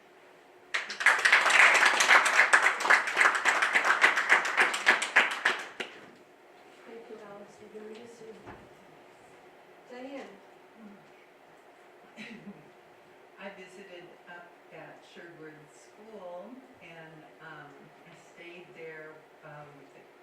kindergarten and first grade in the morning and went through their opening, where they were doing the calendar, the alphabet, naming it and sounding it, their sounds for that. And then they did on a lesson on the seasons, and then they started talking about leaves. Okay, then I moved to the second and third grade class, and they were working on their human body science thing. And my grandmother was a physical therapist there, came in and volunteered and gave a lesson for the kids at that time. And then we moved into math, and they were working on their times tables. And the fourth and fifth grade classroom was also doing a multiplication, and they were on 3-digit numbers. And then we broke into brunch, but before we went out, we had to come out to the flagpole, because when it's somebody's birthday up there at Sherwood, all the schools sings happy birthday. And it happened to be the employee that brings their food for the brunch and lunch, and it was Dustin Wisdoms. And he also he's the janitor up there as well, and it was really nice to sing out that and see the kids ask him, what he was gonna do for his birthday. So that was really nice. And then on the 24th, it was Brookside's Spooky Story Night. And I was reading Big Pumpkin, and another reader came up and said she left her book at home, and I had an extra book, and it was Room on the Broom, and that was really nice that was her story for that night. I wondered, I was a volunteer as a poll worker down in Ukiah on November 5th at St. Mary's Princess. So that's when I found out when we bring out the everything we finished down there, I found out that we had 2 new school board members. So congratulations to April Lamperch there. Very good. And David Lurker. Thank you there as well. Congratulations again.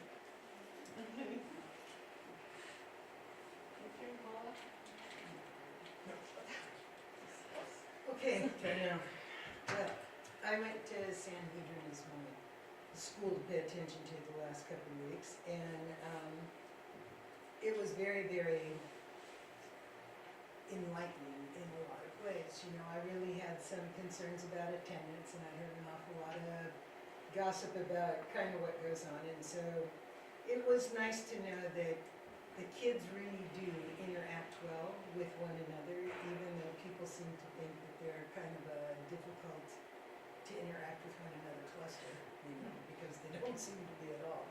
They enjoy going there. I was able to interview about 4 kids, and one girl in particular was especially articulate, and she really thoroughly explained how well she likes San Hedrin over the high school, but because she has a little issue with crowds, and she doesn't feel overcrowded at that school, and yet she really feels she can work at her own pace.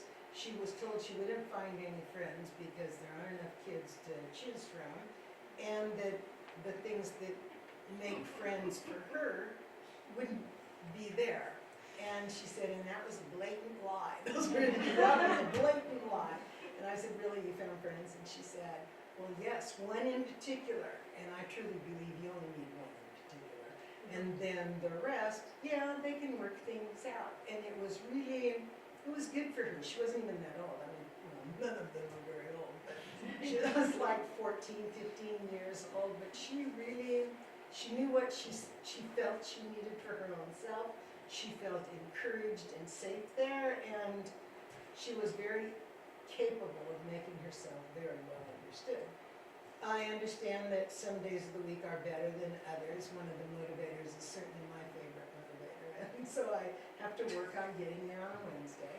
But other than that, you know, I don't really feed you, okay? I like to drive. But my only concern I found out of the number of concerns that were given to me to be worried about, well, it was sort of two, but one in particular seemed just to be that since we're setting them up for the future, it would be handy if I could see 30 kids there every day, as opposed to 15 and then 20 and then 30, I suppose, since I haven't made it on a Wednesday yet, and then 7, and then a ton all over again. You know? And some of them aren't even students, it's entertaining. They bring their friends to school. And their friends are very polite. They just sort of stand outside. When you go outside to the car, they go, "I'm not staying, I was just making sure." And you go, "Hi, here you're not invited every day." You know, so it was really a good, a better than I expected experience, given the things I had heard. And I haven't been to Sanhedrin in probably 4 years on a regular basis. I used to have a friend who went there every week to volunteer, so that was interesting. And then my other thing is that I like seeing Sanhedrin have an independent study room. I just would like to see independent study either expanded or modified considerably. And we talked a little bit about it, not enough to explain it now, but we'll see what that holds in the future, because I like kids to be educated, like I like adults to be educated. I mean, I think everybody needs a quality education one way or the other. I haven't seen the adult school just yet, but I know plenty of people enrolled in the classes, and they do real well there, even though that's not always thought of as Sanhedrin. It is a big deal program, and I really think it should be super supported. I also am very, very, more than I can say, pleased to see our district working on an ethnic studies curriculum. I don't know, most people already know I have some real issues with the lack of that type of real education, real focused, structured education, instead of, oh, well, we talked about this and that'll probably do us for a while. Yeah, I need to see it 100%, and I would really appreciate seeing it at 3 until you're out of school, but I'll take it out as much as I can get. And I really do believe the push for that and the bulk of the goodness that it's going to set up and cause, besides the teacher currently sort of teaching it, is thanks to Mark and Aurora, because they put in a whole lot of time. We didn't even have the emphasis or the thought of it in this district, and been here for well over 40-some years, until Mr. Beebe pushed, and that was really good, thank you.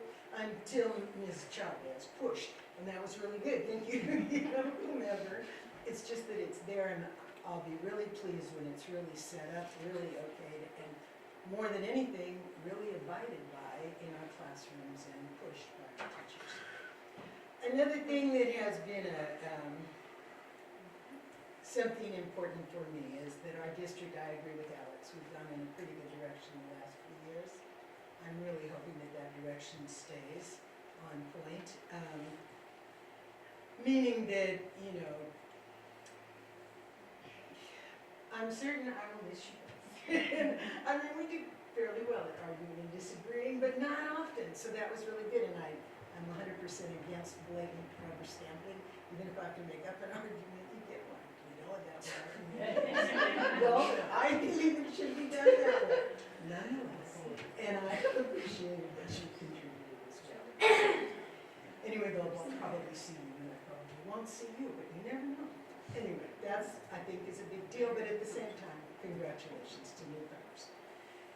And then, over the last couple of weeks, last week, I've heard especially a ton of stuff about, oh, well, the board does this, or they don't do that, or the community wants this, or it doesn't want that. And I was given a letter. And in a long, long time ago, we used to have a thing on board agendas every single month. There's the deal for whatever came in verbally, and it was shared with whoever had something to say, and whatever was written and sent in to the board, and then that was shared out. So your lucky day is, you get to hear this one, and it says that they would like to express their sincerest thanks and appreciation for the service of the board, and especially to the two board members, Alex and Diane, who have always listened to my concerns.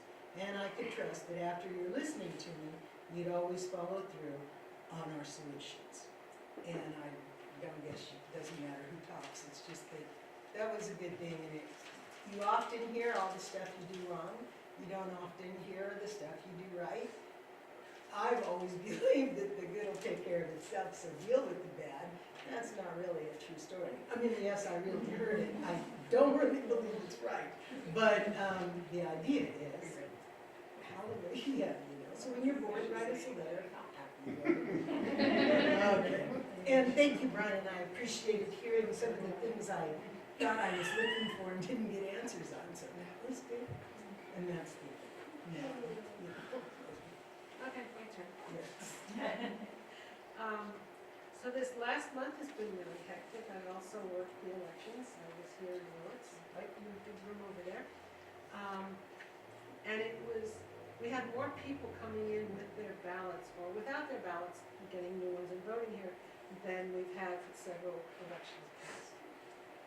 And it was much calmer, which was strange because we were expecting chaos, and it wasn't. And then I also read Halloween stories at Brookside, and mine was about this little witch who was all petite except for her big nose, and goes on about how she tries these spells and everything backfires. No matter what she does, it backfires. And then she finally just gave up, and she had a cat that was with her all the time, and she gave up, and she went home, and she took off her hat, and she took off her wig, and she put on her pajamas and went to bed. And the cat went to bed too. Well, it turns out she was a little girl in a costume. And the kids, when you would read it to them, get all dramatic with them, and they get to that last part and they just start to giggle. It's the best thing in the world. If you're ever feeling really sad, go read books to the little kids. They love them. This has been kind of challenging, part of the LGBT community, the outcome of the election and threats. A lot of people in the community are scared, and they don't know what's going to happen, and they're afraid. And so I've been helping to work with people and listen. There's a benefit to being older, because when I was growing up, I was born just post-Second World War, and I've been through, my best friend in kindergarten, his mom had a burn on her from Auschwitz, from the concentration camps. And then there was all the race riots, and then there was the civil rights movement, and there was the war in Vietnam. And so I had practice walking through things that were unnerving and scary, and knowing that if I stayed positive and worked for the good, then it would be okay. And these younger people don't know it. And the kids that we have in our classrooms that are involved in this because of who they are not going to know it. So please be aware. If you see some kids and they're getting really scared or sad or acting differently, talk to them, see if there's something that can be done. You can talk to, I forgot your name. Amanda, sorry, oh my God. I'm tired. I talked to Amanda, she has the Gay Straight Alliance. There's people in the community that will be opening up, some of the churches that are welcoming churches are opening up for people to come gather and just talk about how they're doing. It's going to be really important, and thank you. And other than that, on a personal note, I applied for this loan that the city puts out that they get from money from somewhere else that it's not from the city budget, and it's to fix the older houses in the community so that they don't go to rot. Well, my house is 2 years younger than me, it's 72. And the siding is pretty much about ready to fall away, let alone walk away. And it's gonna get, I got notice the other day that it's been approved, and so we're gonna get a new siding on my house. So, anyway, enough of that. We have now action, discussion, public comment. Is there any other public comment other than what we've had so far today? No? Okay. So we have the consent agenda. I'll have to catch up to that. I'll make a motion to approve the consent agenda. I'll second. Now we're all over. Okay, yes, we are. Anybody, or any discussion? I do have a question on warrants. Okay.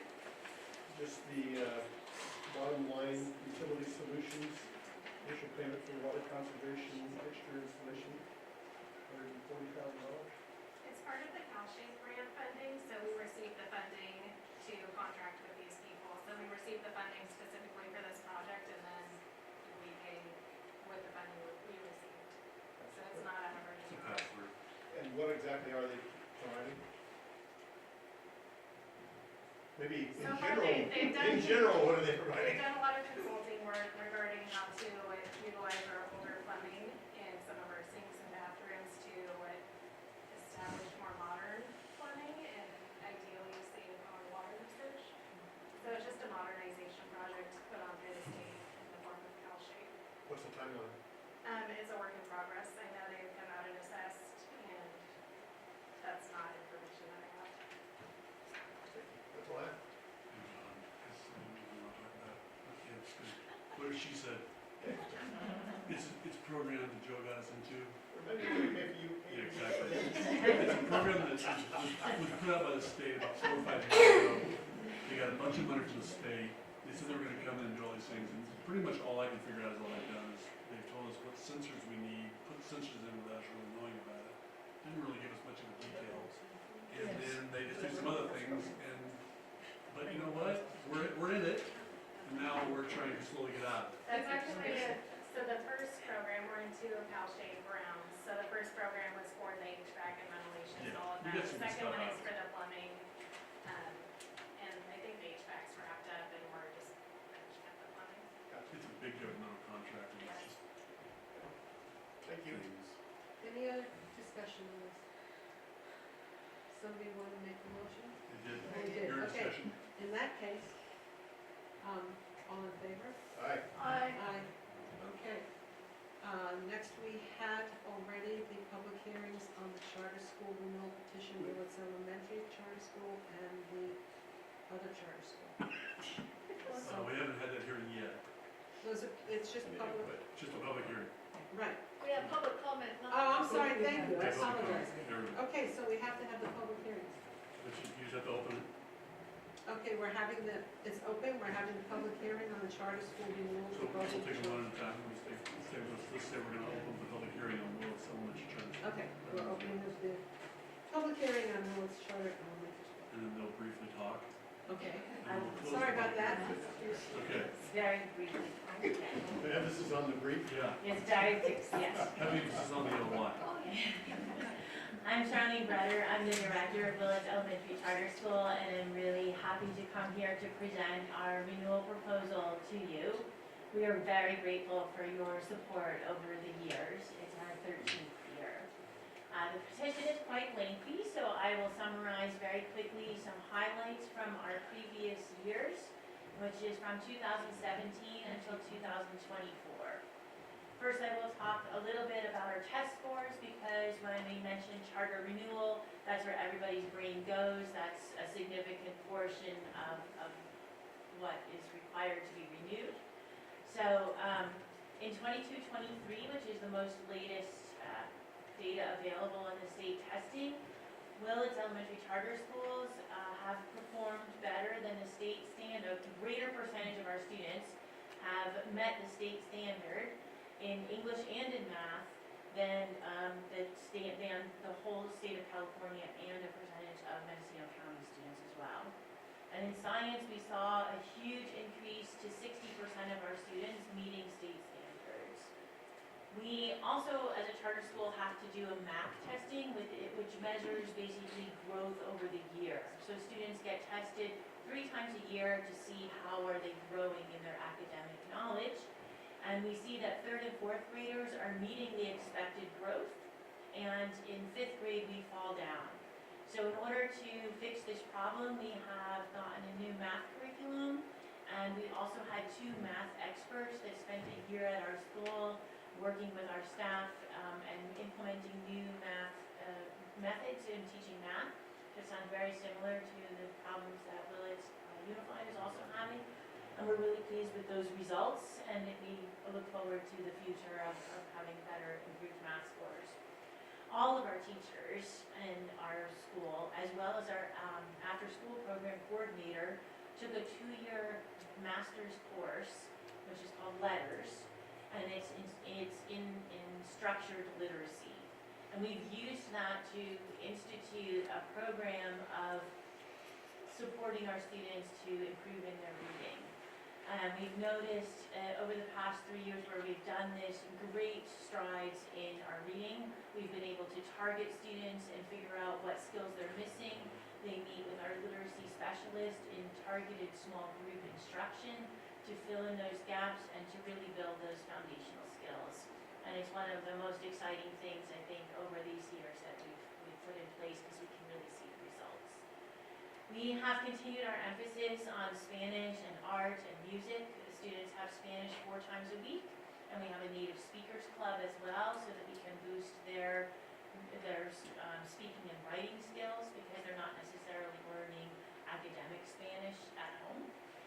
We also have art once a week in Spanish, and the students have music 4 times a week. We have improved our gardening, so students receive instruction in gardening and are allowed to visit the garden. It's a really peaceful place, and it's really good to regulate student emotions as well. We are very excited about our student leadership. Grade 4 and 5 students have targeted time every week to plan activities for the school and for the wider community. So we had a 4th grade class that planned an all-school field trip and field day to Camp Puente down the road, and then they had an overnight stay in the tents for grade 3, 4, and 5. As adults, we were having slight heart attacks about allowing students to organize all of this, and they did an amazing job, and it has become a tradition in our school, so we do this every year now. They have organized an all-school dance, they have organized a talent show, field trips. We're really excited to see them stepping up when we give them the freedom to do what they're interested in. So it's an exciting development for us. We have also grown in social emotional supports for our students. Our entire staff was trained in conscious discipline and restorative justice. So we work out problems together. We have also now started training the students in grade 3, 4, and 5 to be peer mediators. So when they have a problem together, they can actually solve the problem. They have a little script that they've created on how to work to solve problems. We make connections with students every morning. We sing a song if someone is missing. If someone comes back, we welcome them back also with a song. And these small things that we do daily really make those connections strong between all of the people in the school. I get sung to if I'm missing as well. It's really lovely to come back to. We have fresh lunch that's made every single day at Willits Charter School. I eat school lunch every day. I was never excited about school lunch as a kid, but now I'm really excited about it. It's very tasty. And we also have an amazing after-school program that has grown exponentially. We have between 60 and 70 kids that are there each day, and we focus on art and science and active activities after school. Our campus has improved greatly. We have 2 shade structures so the kids can play if it's raining or if it's too hot. So that has really made our campus more welcoming for them and more flexible in using our space. We can even teach outside if it's raining. We painted our school, and it's very shiny and rainbowy. And we have an active school garden that the parents built a shed for, and now we have a Willits Community Connections board that another parent constructed for us just to put announcements up, kind of like at Mariposa. We are very excited that our parents are highly involved. They drive for our field trips, they volunteer on our campus, and they volunteer in our classrooms. And for the future, we hope to continue our strong literacy program. We want more hands-on math that we're working on. We will continue our Spanish, art, music, and gardening program. And we will embed our social and emotional curriculum into our lessons. We hope to get an art building so that we can make more complicated and complex multi-day art activities so that she's not just running around with a cart to each classroom. And we would lastly like to encourage our parents to become more involved and leading activities on our campus. And lastly, I just really wanted to say that I'm grateful for this opportunity to look back at our accomplishments and also look for things to improve and look forward to what we want and what we dream. And I just really greatly appreciate all of your support to our school, and we look forward to hearing from you after you get to read the petition, which is very long. Thank you. Real quick question. Yes. You mentioned that you enjoy your school lunches. Are you guys have similar restrictions that we have for nutrition requirements and reporting requirements for? Yeah, I think we're the same. Our school, all of the students receive free brunch and lunch, just like at Willits Unified. That's based on the income of the students, and we're a very similar population, so it's the same requirements. We have a farm-to-food, farm-to-table program, and so we're partnering with local farmers to get the produce to produce some of these meals too. Any school that receives state and federal dollars has to abide by certain nutrition requirements of the state. Unless parents are paying for the tuition. No.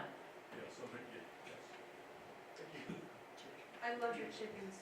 Thank you. I was gonna say my dog and I always talk to your chickens when we're done. They are very good community members. Yes. Okay, and then we Close have, the hearing. huh? Let's close the hearing. Oh, okay. The hearing's closed? There you go. Thank you. Now you got to open the hearing. I'm opening the hearing for the charter school of the older children. There you go. For Willits first. Yes. Thank you.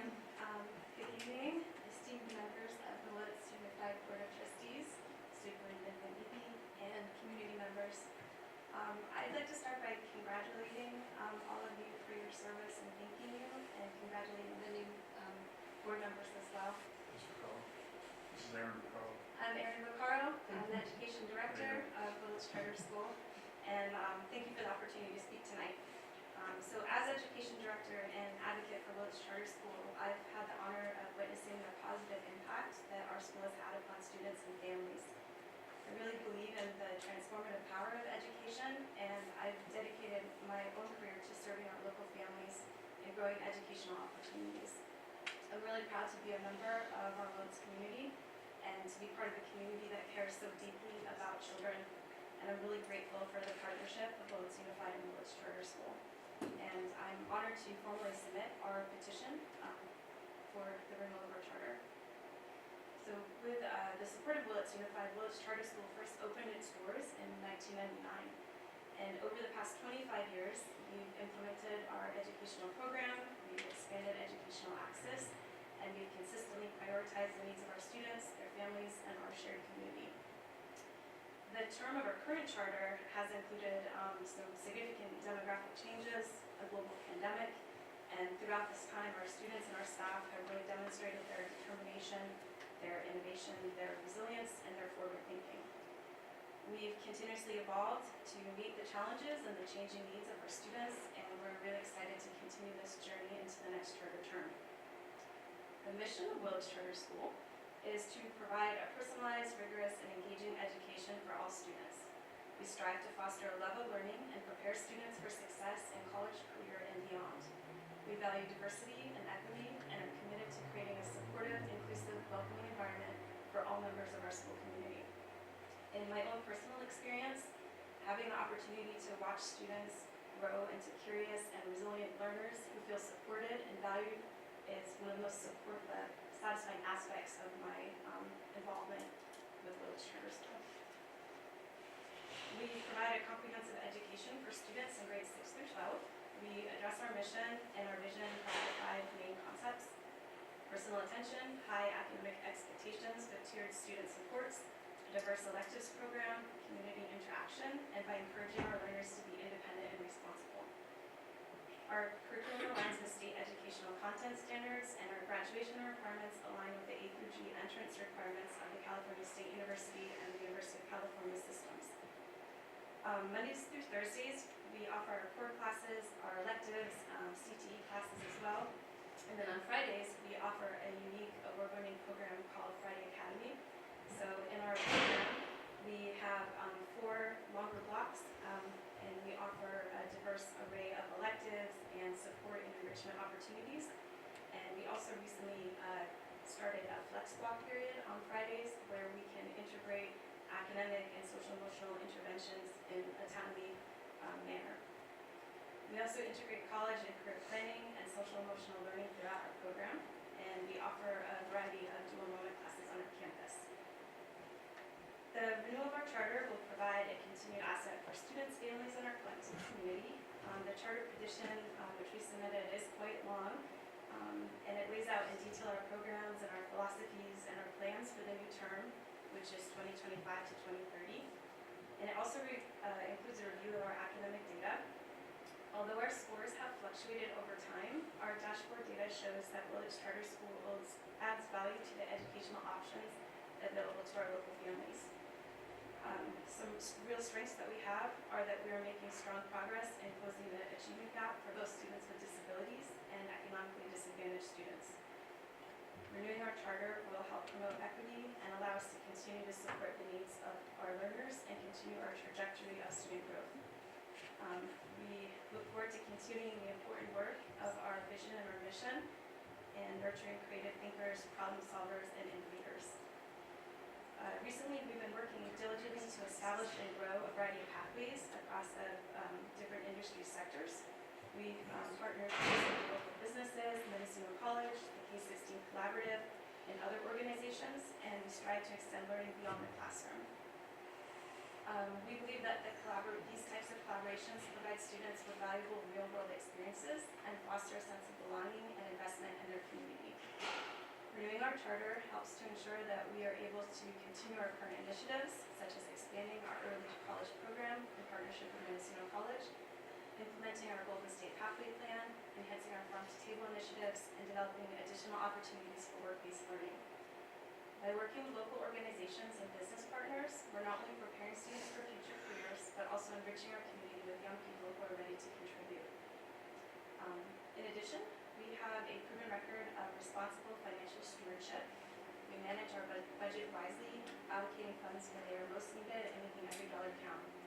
We're very mindful that our school is a public institution funded by taxpayer dollars, and we take that responsibility seriously, aiming to provide the greatest return on investment for our community.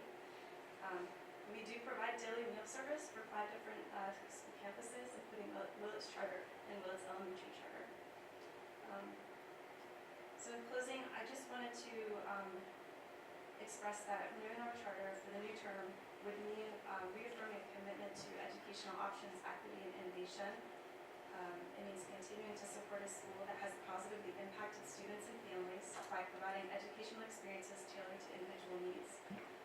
We're dedicated as a school to preparing the next generation of students for success, and together with your support, we can continue to empower students and enrich our community. Thank you so much for your time, and it's been a great pleasure to speak to you. Thank you very much. Thank you.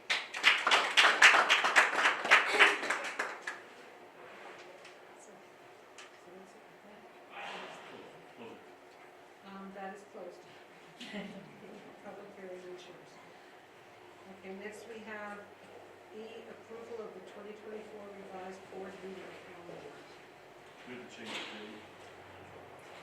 It's kind of to the 16th. E and F are connected, but you got to vote on the first one first, so we vote on something else. Okay, so do I hear a motion? I move that we approve the change in the calendar meeting date. Well, second. Okay, any discussion? All in favor? Aye. Aye. Okay. Next one, approval of the annual organization meeting date set for December 16th, 2024 at 5 p.m. One of the, because we had to move the date from Right. 13th. I'll make the motion to approve. Thank you. Second. I'll second. Okay. All in favor? Aye. Aye. It is approved. Next, we have approval to employ Jennifer Nelson, multiple subject certificated teacher, Blossom Lane Elementary School with a provisional internship permit. Anybody want to make a motion? I move that we approve the employment of Jennifer Nelson with a provisional internship permit. I'll second. The kids love it. Any discussion? All in favor? Aye. Any opposed? Aye. Okay. And then the next one is approval to employ Scott Bailey, single subject social studies certificated teacher at Bechtel Grove Middle School with provisional internship permit. Would somebody like to make a motion?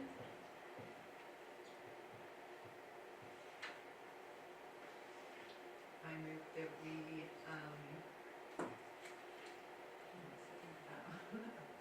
approve Scott Bailey for subject, yeah. Anybody second?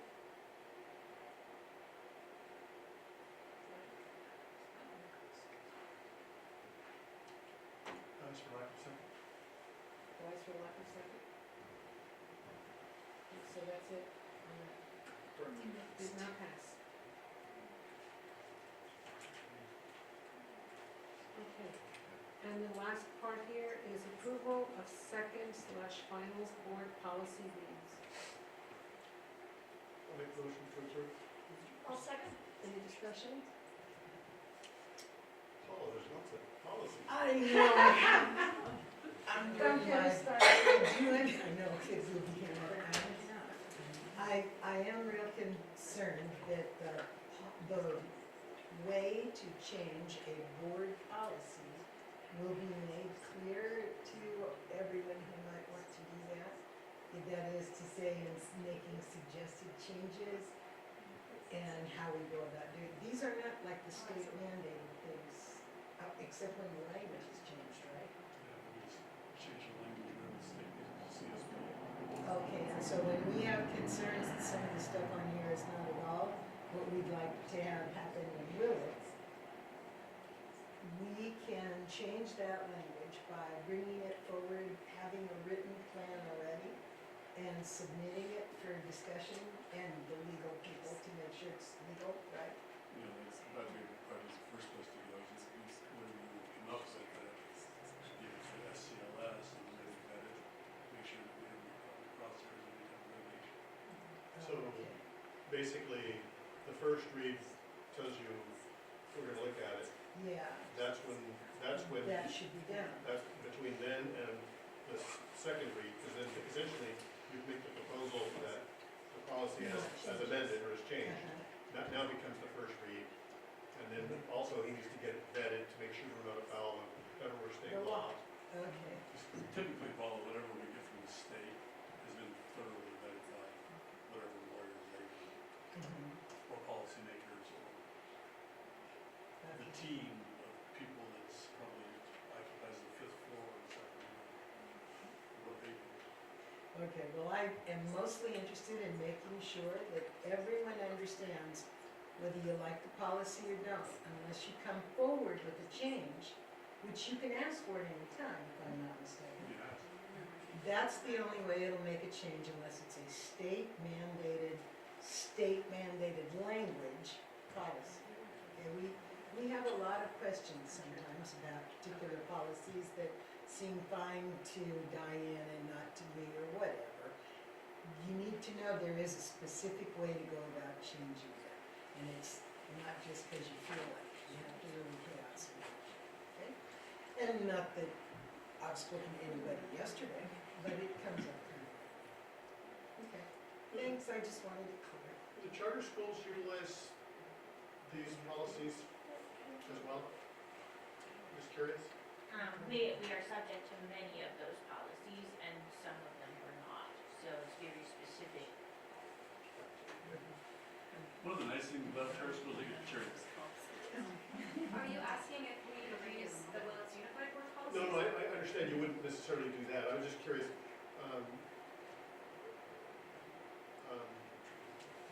Struggling to get the name of the people who provide these for us, but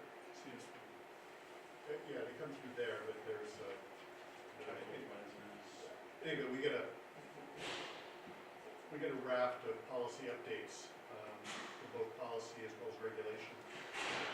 And most of them are driven by changes in state or federal law. I was just wondering how much of this stuff you guys get, and whether or not you guys have some that you rely on. For example, we rely on this one agency to provide us with this. We don't have to, but we do, because they've been pretty effective for us. I'm just wondering if you guys have a similar agency that you guys work with to make sure that you guys are current with your policies. Yes, we work with the Charter School Development Center and also CCSA, the Charter Schools, the Charter School Association.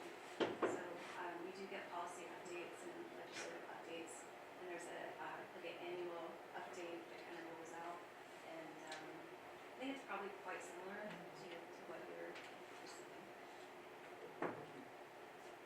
Any more discussion? All in favor? Aye. Aye. Aye. Okay. And so now we have the items for the next regular board agenda. It's clearly not going to be all about me. This is, come Right. on.